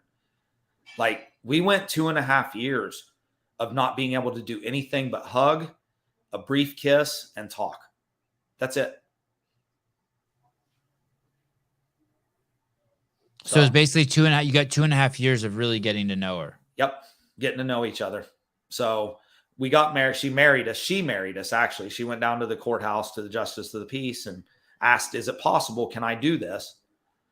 And they looked into it. And the justice of the peace called in 2 people from out of the hallway, said, hey, I need you to come in here and witness her marrying her. And they were like, what? So they came in and she married my wife and me without me being present. And had those 2 people witness this. And that was on Monday, September 16th. The phones had gotten shut off between me and her because it happened. Their phone system was garbage. Every now and then it would shut off. I couldn't call her, and I didn't know if I was actually married that day or not. On Tuesday, they called my name for legal mail, and I go down to legal mail and open up legal mail, and it's my marriage license. Wow. Are you allowed to keep that, or do you have to turn that in? No, I get to keep it. Like that was in your cell with you? Yeah. Yep. Did you show anyone? Yeah. Like the guys in the jail? Showed my buddies. What a trip. So, And then you spent another 2.5 years in jail. yeah, we couldn't visit there because she had worked there. They wouldn't allow it. So I had a lawyer friend that he was locked up. He'd done some bad shit, and he was a lawyer on the streets, and he filed a lawsuit for me against the warden and the mail lady for not allowing visits.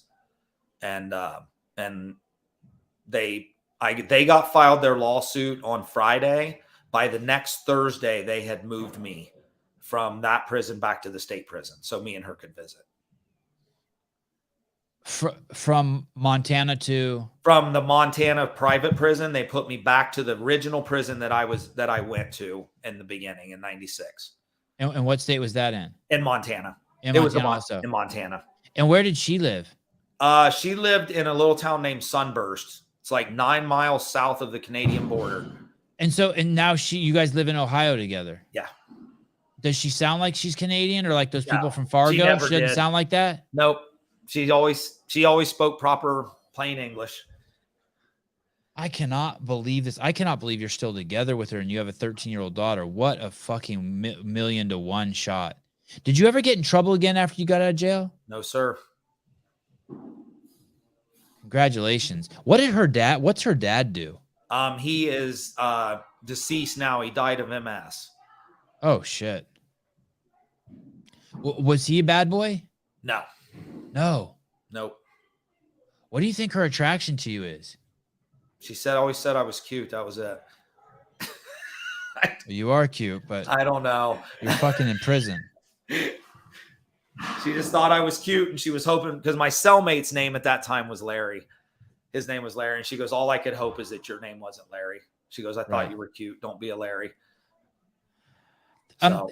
Jason, so when she marries you, she also doesn't know what's going to happen with your parole. Nope. So we got married on the 6th. This is funny too, because we got married on the 16th. I went to the parole board on September 21st. 5 days later. Oh, you must have been so pumped. Were you like, holy fuck? Right. They've turned me down for a year, flopped me for a year. Oh, you went in there 7 days after getting married, and they said, "Sorry, you don't." Why didn't you qualify for parole? Because nobody ever gets their first time up. Okay, that's why. Okay. So I got flopped for a year. We got moved then back to the state prison. So that was in September. They moved me, and we were married from September, and she couldn't come visit me until all this went down. And I didn't get to see her until April. So I was married from September to April and never seen my wife. I had never kissed her. I'd never hugged her. I'd never nothing. Wow. So consider walking into the visiting room for the first time, and there stands your wife, and it's the most awkward kiss and hug in the world. Are you shaking? Oh yeah. I was scared shitless. Yeah, I've been in that. I was in that situation with my wife. Not in jail, but I've been around my wife in the early days where I'm just around her before we were a couple, and I would start to shake. I didn't even know why. I would just start vibrating. Yeah. So we visit. I go to the parole board again. A year later, I got in trouble one other time they had told me I got in trouble for arguing with a guard.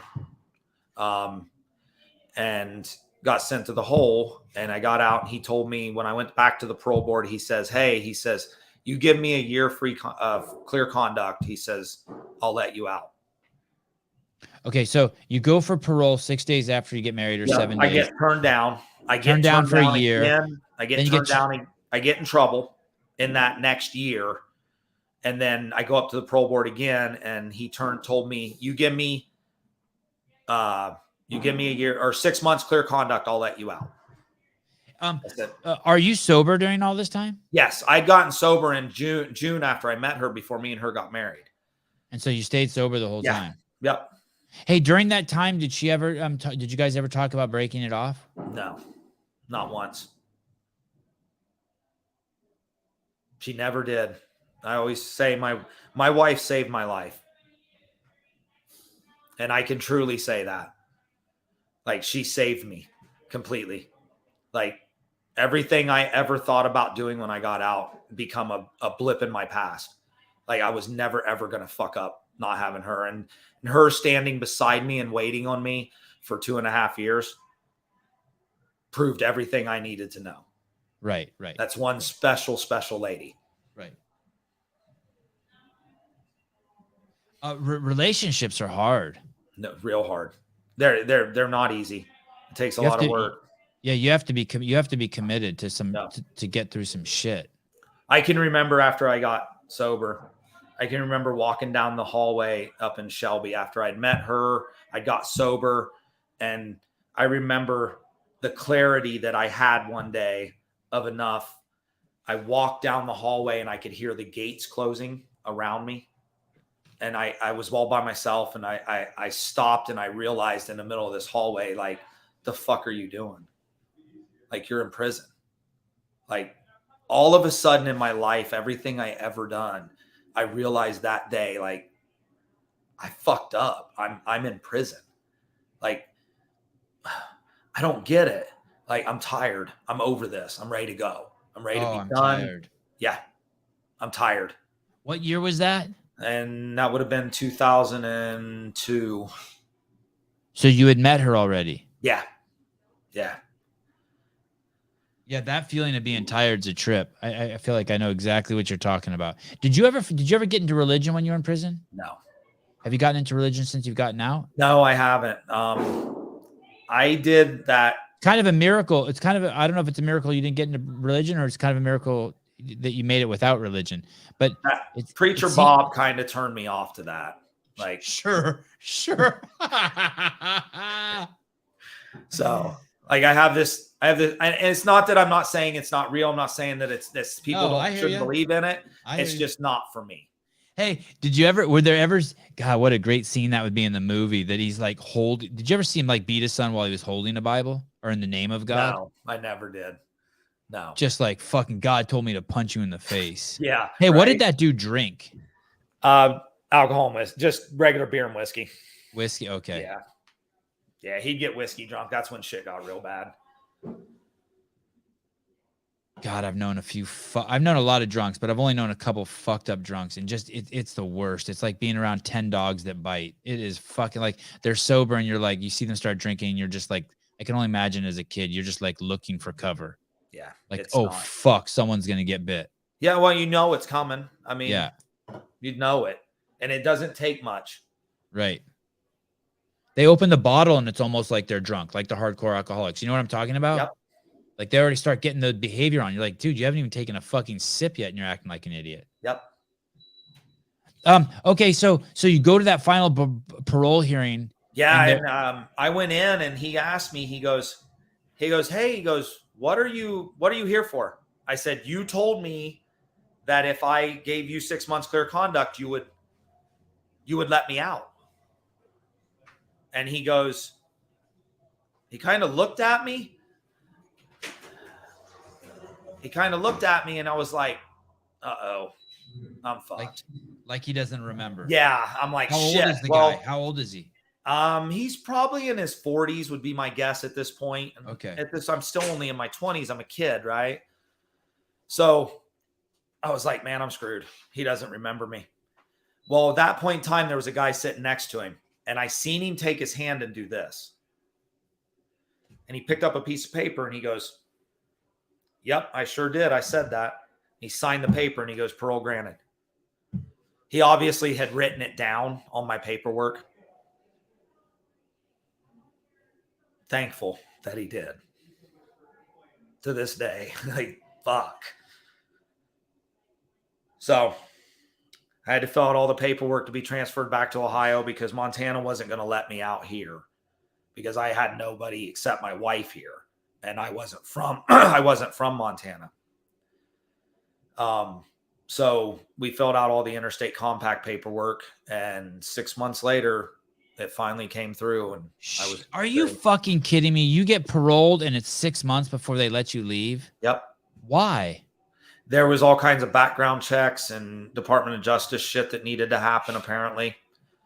And is that normal? Have you heard of other guys? No, not at all. So. They lost my paperwork at one point. My wife was on the phone every day with somebody from the Interstate Compact office trying to say, hey, what's going on? What's going on? And one day she called and this lady got on the phone and she must have felt it from my wife. And they found it. There it was. She's like, I have it right here. She goes, I'll send it right over. They sent it over and 7 days later, I was free. Dude, it's crazy that these are people's lives. Hey, you know that there's people who are just lost in there. I had a buddy that he got out on the Innocence Project over DNA. So he did 17 years. I just saw yesterday a guy got out after 20 years and $45 million. Yep. And the shit, if it's true, the shit I read, the corruptness that got him in there is a mess. But I guarantee you there's just dudes in fucking Mississippi who are just lost in the system. Yeah. They're just. Yep. Like they probably should have gotten out 20 years ago. They don't have the fucking IQ or the family or anyone to help them. Yep. You don't have anybody, and that's what happens. And those people know that. It's just what it is. So that's another weak link in the system too, right? Do you think the parole boards are corrupt? Do you think if you can pay people off in the parole board also? Oh, for sure. Anywhere there's more human interaction, it's just another weak link in the system. Well, and right? the problem, I guess, I don't know if it's a problem. I don't understand enough about it, but like the parole board in Montana is made up of like local farmers and stuff, like just normal, everyday people. You know what I mean? That have no link to anything. They pulled somebody, like the guy that let me out. His name was Jeff. He was a fucking farmer. That's what he was. You know what I mean? And what if Jeff's having a bad day? Right. Like they're not elected officials. They're not, which isn't good either, but still like they're not, this isn't what they do. This isn't their full-time gig to be able to get to know us, to know. Do they ask you any poignant questions in your first parole hearing? Do they ask you anything like to try to get to know you? No. Nope. Everything they need, everything they want to know is on file. Did you take any programs while you were here? And do you have any write-ups? That's it. My parole hearing was less than 5 minutes. Damn. Okay, so you get out and you're in Ohio, and your wife moves there? Yeah. We went back to her parents' house that night to stay the night. I had. And you'd never met them before either? Hi, I had met her mom. Her mom actually came and visited once and met me. Oh God, you've been through some awkward shit. Holy shit, that's awkward. I'm her favorite now, she says though, so that's good. Hey, do you lose your dignity in prison? And then like you don't even know it until you get out? You can. Just everything you do is determined by somebody else. Everything. It doesn't matter. And you're at their beck and call. I mean, if they want to take you in a room and strip you and tell you, squat and cough, then that's what you're going to do. Right. I mean, they want to take you to the hole and tell you that you did something. And it's not true. It's true. It doesn't matter. You know what I mean? Everything is done for you. Like you don't get to make that call. You make that call, you're in trouble, and you'll do exactly what they tell you to do anyway. And so you get out, and how long does it take for do you start building right away, or is there still, do you ever hit rock bottom after you get out? No. The day I got out, we went to eat it at Applebee's, which was when I told you I had one attack when I got out, and that was that day. We went to Applebee's to meet a friend, and I walked in, and we were standing. It was lunchtime, and I was standing there, and people started to come in and wait to be seated. And I slowly had worked my way behind my wife and was holding her shirt, scared. I'm not supposed to be standing here. I started to panic, and she goes, "Are you okay?" And I said, "No, I'm not." I'm not okay. She goes, do you want to leave? And I was like, no. I said, I need to do this, but it's not right. I mean, I had 8 years. I've been 8 years. You told me when to go piss and shit and eat and everything. God, I see in the movie that there's a scene in Applebee's where you go in there and have to splash water on your face in the bathroom. Did you do that? No. Oh, damn. I didn't have to do that. Yeah. That's a good one, though. Yeah. So we sat down, and I mean, it went so far as like sitting down, and the waitress comes over and goes, can I get you something to drink? And my first instinct is to look at my wife. Right. Right. I don't know what do you mean you're going to, well, I can drink stuff other than Right. what you're telling me? Right. Can I get you, what would you like to order? You've basically been brainwashed. You're 8 years in just your own circle. It's like when I went to Costco for the first time in 20 years, and I didn't I forgot that there were humans that, or I went to Disneyland. I couldn't believe what a pile of shit my cohort is, what they've done to themselves. Yeah. Because I stay in my, like, if you only stayed in a CrossFit gym, you'd think everything was great in the world. Exactly. You go into Costco and you're like, what the fuck? There's dead people walking around all around me. The zombie True. apocalypse is here. Yeah, it's a trip. Yeah. And so you were just with fucking dudes in a cinder block cell for 8 years, and then you get out and yeah. And you know, there's no release introduction or nothing. You're just like, parole granted, takes so long to get out, and they kick you out the front door. And if you wouldn't have had your wife, Oh, you'd probably still be in there. But two, you would have gone to the original plan, which was to go back to a business as usual. Yep, sure would have.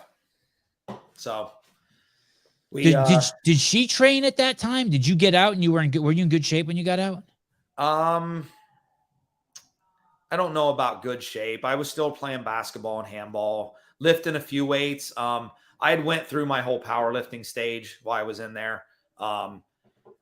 So like I was still lifting. I don't know about good shape as much because I was like, I got out and she smoked. So like we couldn't smoke in prison. They had outlawed smoking. Unless you got it, you know what I mean? Unless you get it on the side. So like randomly I was smoking, and then like I get out and I start smoking again because it's right there. Right. I can have it now. Right. So I get out and I start smoking. We moved back and I get a job. What did you do? My first job I went to was temporary at just kind of being a laborer at a welding shop. And were you appreciative of it? Were you like, holy fuck, this is big good? Time. But they didn't drinking coffee in the morning, going to work, coming home, sleeping. Look, the one thing I've done since the day I've been out that will never stop until the day I die is every morning I get up, put both feet on the floor, and I stop exactly where I'm at and sit there. And to myself, I am grateful for where I sit.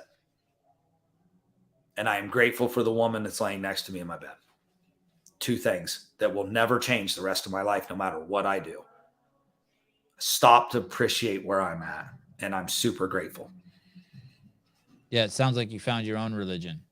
So I worked there, and then I had another company want to hire me full time. And the foreman fought for me to get in because I went to work, and I'm thankful these guys are giving me a job. So I bust my ass and I make sure of it. Mm-hmm. So he fought to get me in and gave me a job, and I worked there for him for 12 and a half years. Fuck. So, that's a lot. And wow, that's a long time. Well, yeah, I went from being just an everyday average employee that worked on the floor to having my own team. Like I was the head of my own team when I left. Okay. And that's got to have instilled a shitload of confidence into you. You must have gone through just a massive transformation as a human being during that. Big time.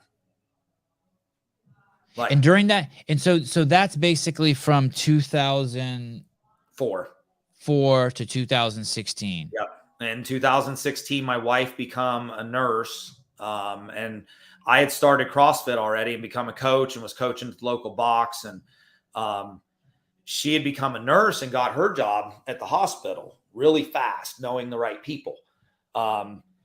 So not that she wasn't going to get it, but it helped that she didn't have to go through 6 months of shit to get an interview and all this. She got an interviewed, got her job, and we had made the decision. Like, I had really burnt out where I was at. I mean, we'd went through a 3.5-year section of working like 70, 80 plus hours a week at one point in time. I was living off 3 20-ounce Red Bulls a day, like super unhealthy.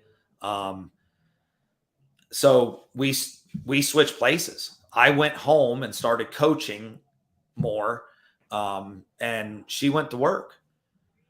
So I was the stay-at-home dad. What was the gym you were coaching at? Always Forward CrossFit. Is it still around? Yeah, still over there. It's over a 10-year. It's been over there 10 years. So it was the first one in Licking County.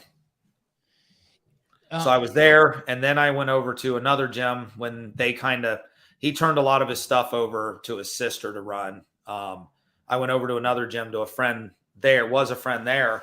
He was running his gym and he needed some help. And I went over and said, "Hey, I'll help out if you need it." And he kind of turned it over to me and let me run it. I was programming and kind of head coach. And there we were. That was the second gym. That was Torsion. That was the one where Chad had let me kind of take over and run things. So he was a full-time police officer. So, and then somewhere in there, so basically you'd worked at a place for 12 years. And then when your wife became a nurse, you decided, okay, you guys were going to kind of flip the script. You were going to stay at home, make sure the daughter's doing what she needs. You'll do coaching on the side. And then now it flash forward to 2022. When did you start wanting to compete? Let me go there for a second. I wanted to compete a while back, like back when I was still running, at other gyms and stuff. And I was like, I just never got super serious about it because I always had other things going on. I was always programming, or I was always the head coach or coaching a lot of classes. And you know what I mean? Like, I was always doing something else, so I could never concentrate on just that. And all of my strength scores tend to show up like bottom of the list. Like, I have a really good engine and I can suffer, but then the strength would show up and then my number would drop and I wouldn't make it. I wouldn't make top 200. So I decided, I had a buddy, and I was like, I'm going to spend this summer. I said, I'm just going to lift. I'm going to lift all summer and get stronger. And then go into the open, better. And this was about the time that I was about to quit the gym where I was at. We had a management and I had a falling out, and I didn't fit their new business model. So we was ready to go, and I told him I was going to lift, and we spent all summer. I just spent all summer lifting and eating. That's it. It just got stronger. I needed to be. And then I'd end up quitting there and going back to drive. I was actually driving a tow truck for about a year. And I went to a buddy of mine, Tim. I went out to his garage when I quit the gym. And we spent the last 3 years doing nothing but bashing each other's heads in daily, just bumping heads and throwing down daily, which is where I'm at now, which is probably the biggest reason why I'm where I'm at competitively. Is Tim a master's athlete? Yeah. Yeah. He just aged up into the 50 to 54 class this year. So we were in the same age group for the last 3 years. So, and we just throw down, like we just went at it. Well, I was in for 2, I guess. He was in for 3, and I was still in the 40 to 44 when we started. So yeah, it's been the best thing for me competitively is having that perfect training partner. Like, we both have like minds and we both just go. So it helped. What an interesting. There he is. That's my buddy. What an interesting journey you've been on. And did you ever sense any of this competitive side in you in any of the other businesses, life, prison, kid? Did you ever seen that? Is this a new side of you you've never seen before? No. I've always been competitive, like in some odd way, whatever it is. I've always been competitive. This side of competitiveness is it's just different competitive is all it is. So like, I always wanted to be the best drug dealer. You did? Of course. Like, yeah. That means I'm making the most money. Like, that's what I wanted to do. Right. So Always wanted to be the funnest on the street. Always wanted to be the best, the funnest at the party, right? Always wanted everyone to hang out around me and laugh with me. My wife calls me the center of attention at any place we go. She goes, "You're loud." She goes, you want it. I said, I don't mean to. It's just who I am. Well, that's interesting because that's not how you were when you were in prison. You don't want to be the center of attention there, right? Not at all. So it's hard to be like, that one's a little different. It's hard to be the center of attention. You know what I mean? Like you could be, but like nobody wants to be. So you kind of just keep to yourself and do your own thing. You have your group of people you hang out with and play cards or go to the gym with and lift with and so forth. So now the gym, so basically at this point, you were, you know, even a year ago, you were a trainer, you were a father. Yeah.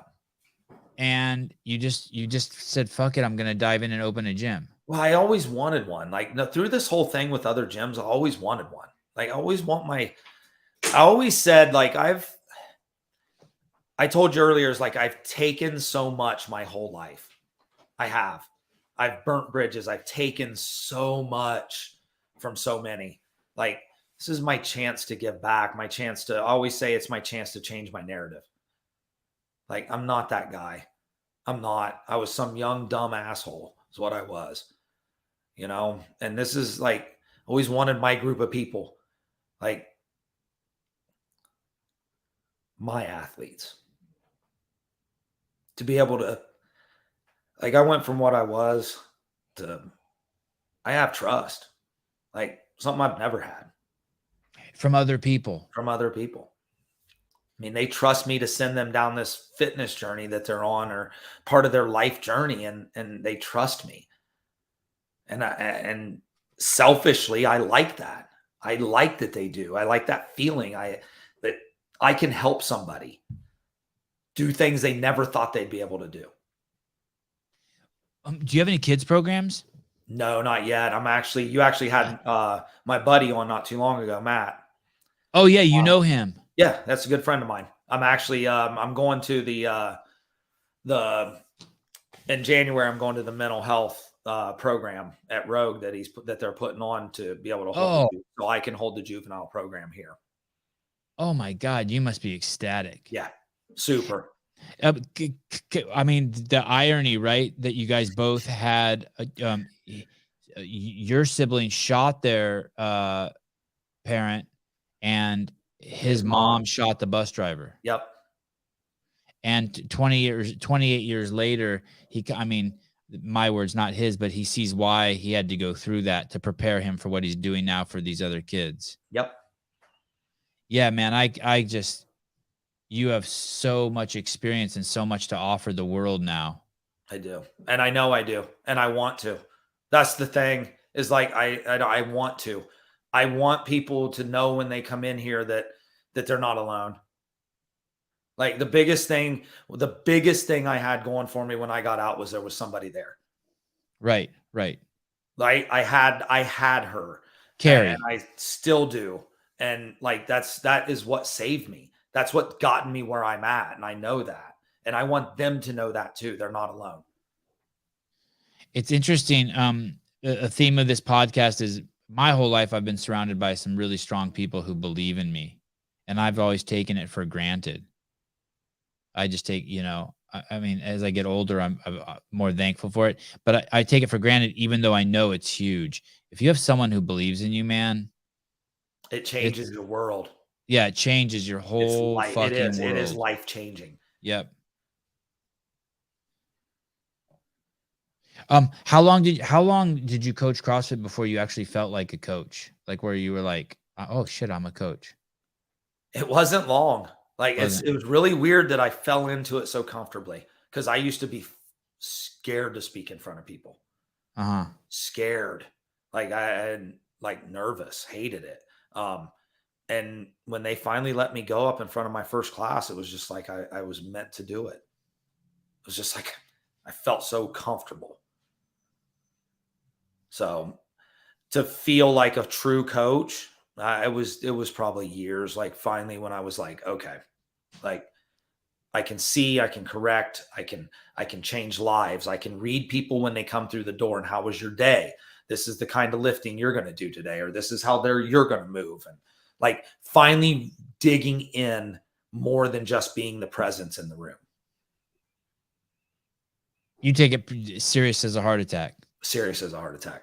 This is not a hobby. This is not something to take for granted. I mean, these are people's lives. Like I'm trying to change their narrative too, no matter what that narrative is. Pat is asking, why do you call it CrossFit Uprising? So it started, I wanted to call it CrossFit Convicted, for numerous reasons. Obviously it fit the story, but they wouldn't, CrossFit wouldn't let it. Said it was too close to another CrossFit name, to another box. So we started digging for names, because I mean, finding a name that fits what you're looking for is really hard. We came across a few names one night, and Carrie had said something. She goes, how about Uprising? She goes, because that's what you do. She goes, everywhere you've gone, she goes, you tend to cause an uprising. She goes, and you're going to cause one here within town. She goes, how about that? So I started digging into it, and come to find out, it was taken by a gym in California that had been closed since 2019. And I didn't know the rules about it. So I got a hold of them and asked them, and I was like, what's the rule? And they're like, well, we like to see it shut down for at least 6 months. Okay. And I said, well, it's been shut down since 2019. Can I have it? And that next morning they gave it to me. Wow. So. And how did you get clients? I'm going to tell you, the first 40 people that come through my door are some of the most loyalist followers I think anyone could ever have. Do the right thing for the right reason. Number one. And I think I've always done that by them. And that's why they're here. Those first 40 people, I asked a buddy of mine, hey, you ready to coach? Like, come join me. He said, yeah. I had another friend, my other coach, Kim, she was on it. As soon as I announced I was opening, she had told me when I left the other gym, wherever you go, I will be there. Don't worry. So I opened a gym, and she contacted me. She goes, where at? Let's go. I'm ready. Wow. And then all of my members, I announced it, and I had 40 members before I ever had a system to have them sign up. Did they leave another CrossFit gym? Some of them did. Yeah. That most of them had already left the other CrossFit gym when I left. Gotcha. Okay. And then joined back up now that we're here. There's this saying that people don't quit jobs, they quit people. Yep. And it's it's true. Yeah, it's really an interesting thing, right? It's like, on one hand, it's the story of 1,000 gyms, right? People fall in love with their trainer. Yeah, it is. And if their trainer you hear goes, boxes all the time that a trainer leaves and goes somewhere else, and members leave. Yeah. Yeah. So I just feel like I always did the right thing by them for the right reason, not just because they were watching, nothing. Just, it was the right thing to do. And I wanted to change that about myself, and I did. Change. You lost me. Change what about yourself? Change the fact that I've always done wrong. Oh, right. No matter what, it didn't matter. I was always going to pick the wrong path. Right. Right. And it isn't like that anymore. So has it been an upward trajectory for 20 years or 15 years for how long you've been out? Yeah. No, not always. I mean, we've had our downs and outs, you know what I mean? As normal relationships, I guess. Right. Me and hers had some knockdown drag outs. I've had ice thrown in my face and stuff. So like, I've been a dumbass. If your wife hasn't thrown ice in your face, you haven't pushed her far enough. Right. It's true. So fighting with your wife is an art form. And I will tell you this, the number one reason I feel like that people get divorces is either they fight too much or they don't fight enough. And I have had some friends who they said, many friends, why did your relationship end? Because we held everything inside. We never fought. Never talked. Yeah. I told my wife when we first met and we started visiting, like, the biggest thing about this needs to be that, like, we have to talk, period. No matter what. Like, we have to talk about it all. Anything. Big or And if little. it fails and you get into a fight, you just got to time out and come back, try again the next day. It's like, hey, you got to keep trying. Yep. I can remember nights we would sit on the porch on each end of the deck and not talk to each other and not even know why we're mad. Oh, yeah. That is some weird shit, right? I mean, that is some really weird shit. It's like there's like almost like something invisible between you and your wife. No one wants to be fighting, but there's just a tension. But nobody wants to say anything else. Right. Nobody wants to be like, why are we fucking fighting? Yeah. But nobody wants to not be mad either. Yeah. So this is where I'm at. It does get better though, I think. At least for me, it's gotten way better. Every time we fight over something 500 times, we're able to finally resolve it. But sometimes it takes 500 times. Our relationship has evolved so much. Like it's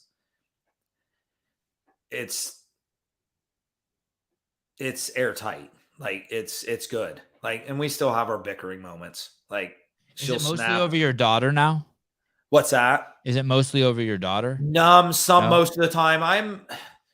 Are you too nice to your daughter? No, I'm really hard on her.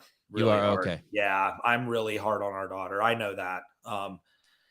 I have this problem that I don't want her to end up like I did, and because she is my daughter, and so I'm really hard on her, and I know it. And I'm working on it too. She is 13. She is a teenager. And she's a smart kid. She really is. But I also have to understand that getting in trouble is not genetic. And I haven't gotten over that yet. It scares me to death. I never hear you blame anyone. I don't blame anybody. You're not like, fuck my mom, she did that to me, or fuck my dad, or never. The system screwed me. I have never in any of my time, Sevan, ever blamed another soul for any of my problems. Never. I did it. I did every bit of it. There's no doubt about it. I know right from wrong. I knew right from wrong then. Man.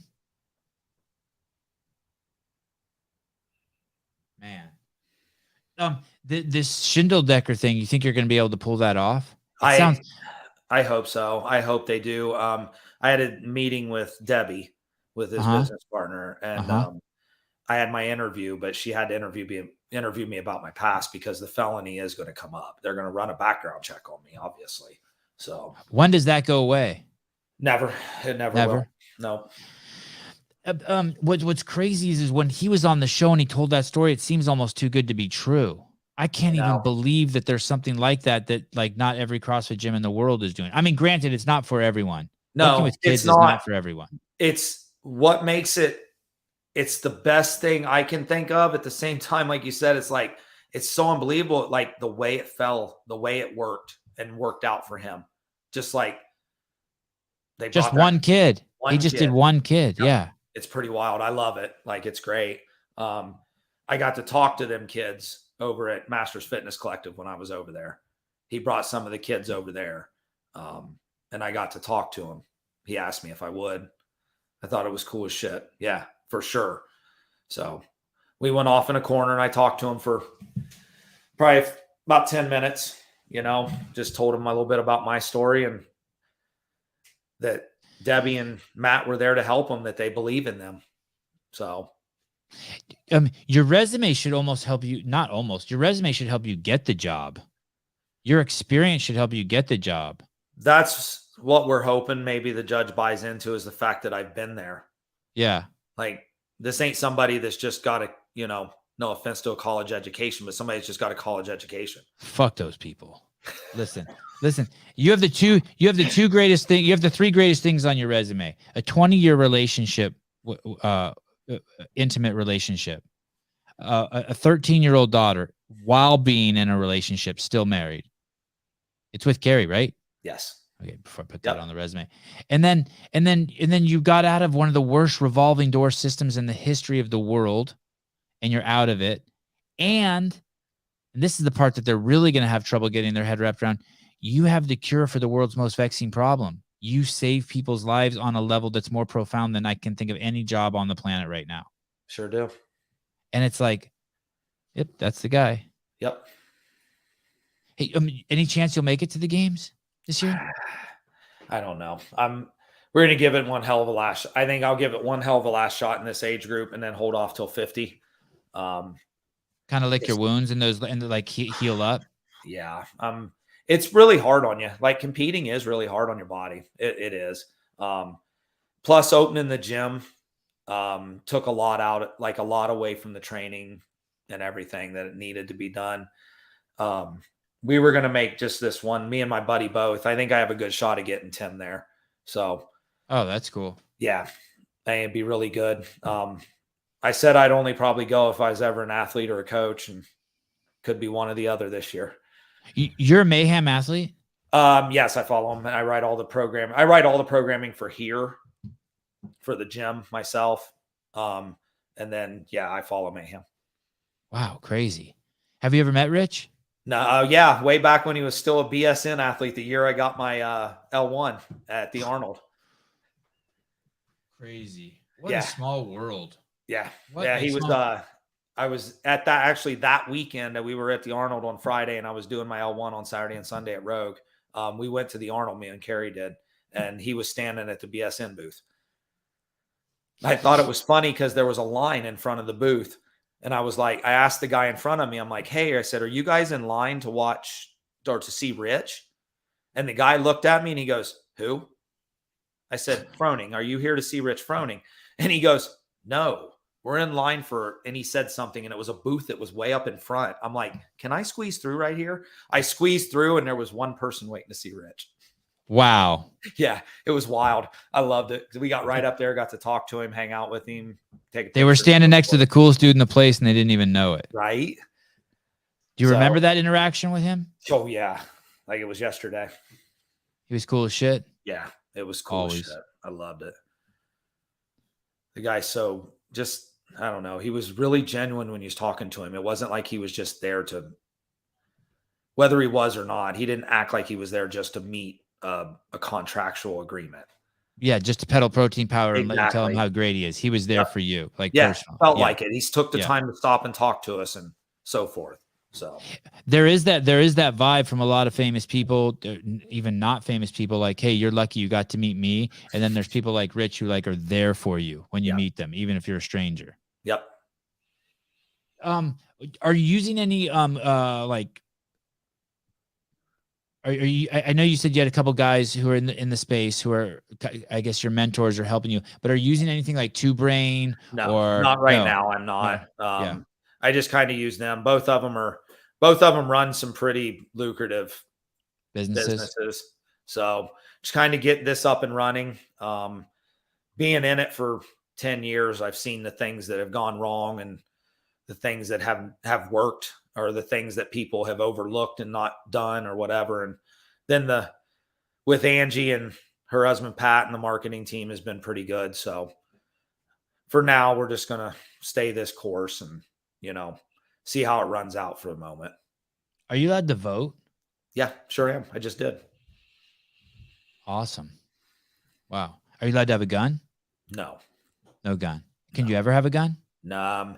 They say if you pay the right people, you could have your Of course. Fucking of course. I can get my hunting rights back in Montana. So I don't know. Any desire to move back to Montana? Isn't Montana better than Ohio? No, it's not. No. The scenery is better. Yeah. The outdoor activities would be better. Being you have the mountains and everything there. Everything is so far away. So far away. And being in the CrossFit world now, like I'd be easy for me to find a job. You know what I mean? It'd be like, I could probably go to a gym and get hired on as a coach, or maybe, step in as a coach and help out. But like, and her as a nurse, she's going to get a job anywhere probably. Oh yeah. But everything's so far apart. It's so vast. So like where she lived, it was always like, it was an hour and a half just to get to a Walmart. So Where you live now, are you in the country? Like, No, are people on no, septic tanks? we're in town. You're in town. Yeah. Do you see cows every day when you drive to work, or no? You're in town. You do. Yeah. Oh, so there's still some kind. Like, Oh yeah. Your Yeah. town's probably different than California town. Family friends of ours is where our daughter on a farm. They have a beef farm. That's where our daughter keeps all her animals. So we're out there a lot on the farm. Awesome.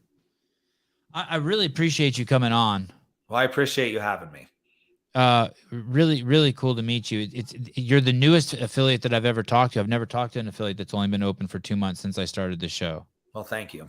You don't even have any stains on your wall. Your wall looked like it was painted yesterday. No, this is just the office, so it's kind of clean in here. There's all kinds of marks on the ones in the gym. So, well, I'd love to stay in touch. I'm very curious to check back in with you in a year and see what happens. Sounds good. I appreciate that. I wanted to ship you guys out some shirts, you and awesome. Uza. So awesome. If you would text me an address and I'll get you guys some shirts in the mail. Okay. You are a remarkable contribution to humanity, by the way. Unfortunately, people have to do some fucked up shit and make the turn so that they can be examples for other people. I think a lot of people, life is hopeless. Yeah. And I wish that people would just come see me. Yeah. Like, you are open to helping people? Yeah. In a heartbeat. Dude, and nothing more. Like, bring it. Let's go. Like, I want to change this. I want you to be up. I want you to move. I want you to feel life. Like, there's nothing. Carrie said it the other night when we were talking about coming on this with you. Is like, she's like, there's nothing too small for you. Everything in life is a joy. I said, well, I've like, everything was taken from me at my own doing, but it was all taken from me for 8 years. Like, why isn't it a joy? She goes, you take joy in the things everyone takes for granted. Yeah, keep sharing that with people. You'll pass that to your kids too. You know, like my dad grew up in the most fucked up situation ever. He was born in Lebanon, right? Yeah. No running water, no electricity, 10 kids in a 10 by 10 foot concrete hut, freezing winters, all that horrible shit. Anyway, but my whole life, my dad can see an apple on a tree and fucking go over and pick it, and we share an apple to eat. And it's like the greatest moment of his fucking life, him and his son eating an apple. And I see you like that too. Like, holy shit, look, flowers. Yeah. Right. Why not? I mean, right. Like, have it all taken from you. Right. Have it flowers all taken from you. Would they kill flowers if they grew through the cracks in the prison yard? Someone would come by and spray it and kill those. Hell yeah. Yeah. Crazy. Like, have it taken from you and then give it back and see what you think of it then. Yeah. The ability to eat what you want. The ability to walk into a store and pick anything you want. Oh, that's the ability to put on and wear what I want. Yeah. Hey, if I want to get up in the middle of the night and go take a shower, I can get up in the middle of the night and go take a shower. If I want to take a piss and not have another guy stand in my cell and look at me, then I can do that. You can have alone time with your penis. Right? Crazy. Don't take it for granted, man. And then if you're down on it, let's figure out why and fix it. Yeah. Any more kids? You think you'll have any more kids? No. I'm fixed. Yeah. All right. We wanted one after we decided. We figured one and we're outnumbered anyway. So. Yeah. You're stoked you have a kid. Yeah. I love my daughter to death. She's a pain in my ass at times, and she's frustrating and she's hard-headed. Guy just hashtagged hug life. Yeah. That's awesome. I love her to death though. I wouldn't trade her for the world. Yeah. At all. Neither one of them. Yeah. It's a good life to have a kid. It's a good life to have a woman you love that gives you a kid too. Yep. Yeah. You're doing it all. All right. You have my phone number. Don't Yeah. think that you can ever bug me. You can text me anytime, 24 hours a day. I don't sleep by my phone, but I love human interaction. I love all my guests. I appreciate your time. It's crazy. It's people like you who make this show and make my life so fun and fulfilled. So thank I've you. watched you since I've been in CrossFit. Thank you for having me. I appreciate it. Yeah. It just Anytime, brother. Gives me another chance for you to be my counselor today. Oh, awesome. Anytime. And you, my counselor, and tell Carrie I said, what's up. And congratulations. I'm just you're such an impressive human. Thank you. I appreciate that. All right, brother. Take care. All right. And I mean everything I said. Thank you. I Okay. take it to heart. So, Okay. thank you. Peace. Bye.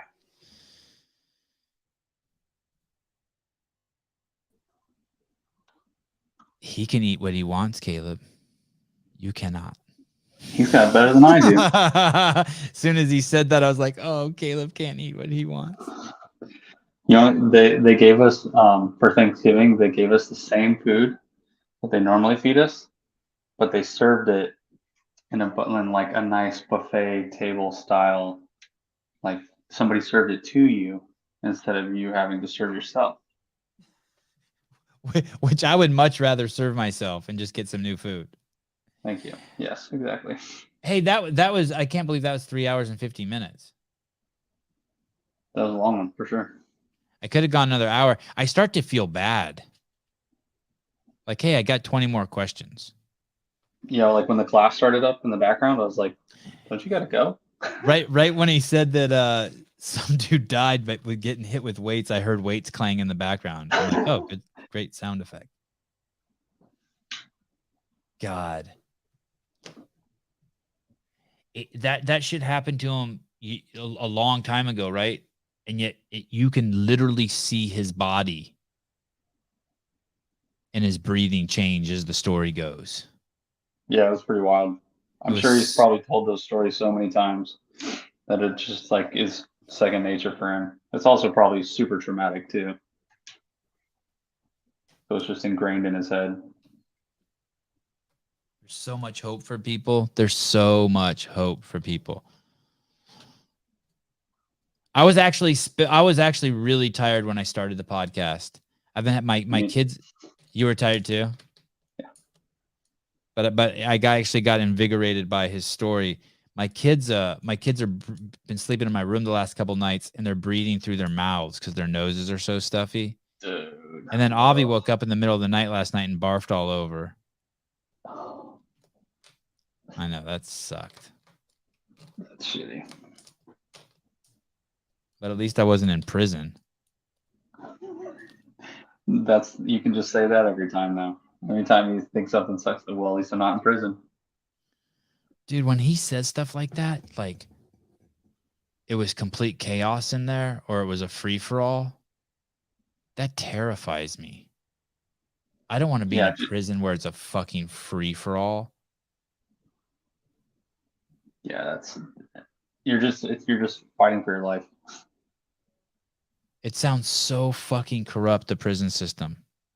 Oh yeah, there's a documentary on it about how the privatized prison system is completely fucked up. Like they have no intention of getting people out or rehabilitating them. They have every intention of building. What's funny is when I looked at how much it costs to build a prison, the next question on Google search said, is building a privatized prison profitable? And it was like an investor website to help people learn if they wanted to invest in building their own prison to make money. They're basically trying to maximize, feed you the worst shit, put you in with the worst plumbing, the worst housing, the least rehabilitation so that they can make the most money. Exactly. We used to criticize the USSR based on its gulags. All right. Well, that was cool. I was really looking forward to that. You know what's funny too is I'd been panicking that a guest had dropped through the cracks because I knew that I'd sent this guy over to Sousa, but I couldn't remember his name. This is like a week ago. And I was like, fuck, I really want to interview this guy. And then so finally I was so happy when I realized he hadn't dropped through the cracks. I had just fucked up his name in my head, twisted it all around. Oh, we have another affiliate on tomorrow. Oh, serious? Andy Schneider. Oh, that's right. Oh, time to start prepping. Back to back. And then the following week, we don't have any CrossFit people on. Ooh, that'll be nice. Only place to go to prison is the Nordic countries, like a Holiday Inn with free food. Oh, You mean yeah, I've heard Syria's that not too. good? Syria. Is Syria even still a country? Yep. It is? Are you sure? Barely. Barely. I've got some. I think they've got some like ISIS types trying to run it. I just typed in Syria and then I'm hitting news. Turkey inches closer to the invasion of northern Syria. Like, how did you know? Like, of course, like something's like always fucked up going on there. Mm-hmm. Turkey is playing with open fire in Syria. Yeah, they launched a bunch of missiles into Syria, and I guess they were pretty close to a bunch of American troops. The Turks did that? The Americans are like, dude, what the fuck are you doing? Turkey carries out deadly strike on base used by Kurdish group and U.S.-led coalition. Holy shit. Yeah. Russia warns Turkey against destabilizing Syria. Maybe the U.S. and Russia could team up and beat up on Turkey, just to team up on something. Yeah, and Turkey's part of NATO too. So that's the whole weird. The whole thing's fucking bizarre.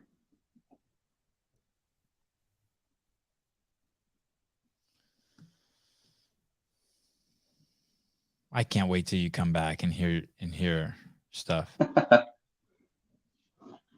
Keep a All right. notebook. What would you want to plug the brand of that shirt or anything? Like, who's the company? Oh, it's Roosevelt's. They just sent us a whole box of shirts. So thanks for doing that. Everybody that I work with is wearing them and they love them. But I'll just post a picture or send a picture to them or something. Are those the Addams family on there, or the Munsters, or? No, it's The Office. It's like a characters know, from The Office. Wow. Yeah. But with like a Godfather motif. Yeah, I think there's an episode. I can't remember what it's called. Somebody put it in the comments earlier, and they were like, "Oh, it's from that episode of The Office." They just made a whole shirt themed based off of it. God, we live in a weird world. For sure. Is that shirt soft? Yeah, it's pretty soft. It's really light, like something you could wear in the summer and never get hot. Will it make it home with you? Yeah, definitely. All right, guys. Say bye to Caleb. Say bye to Sevan. We'll see you guys.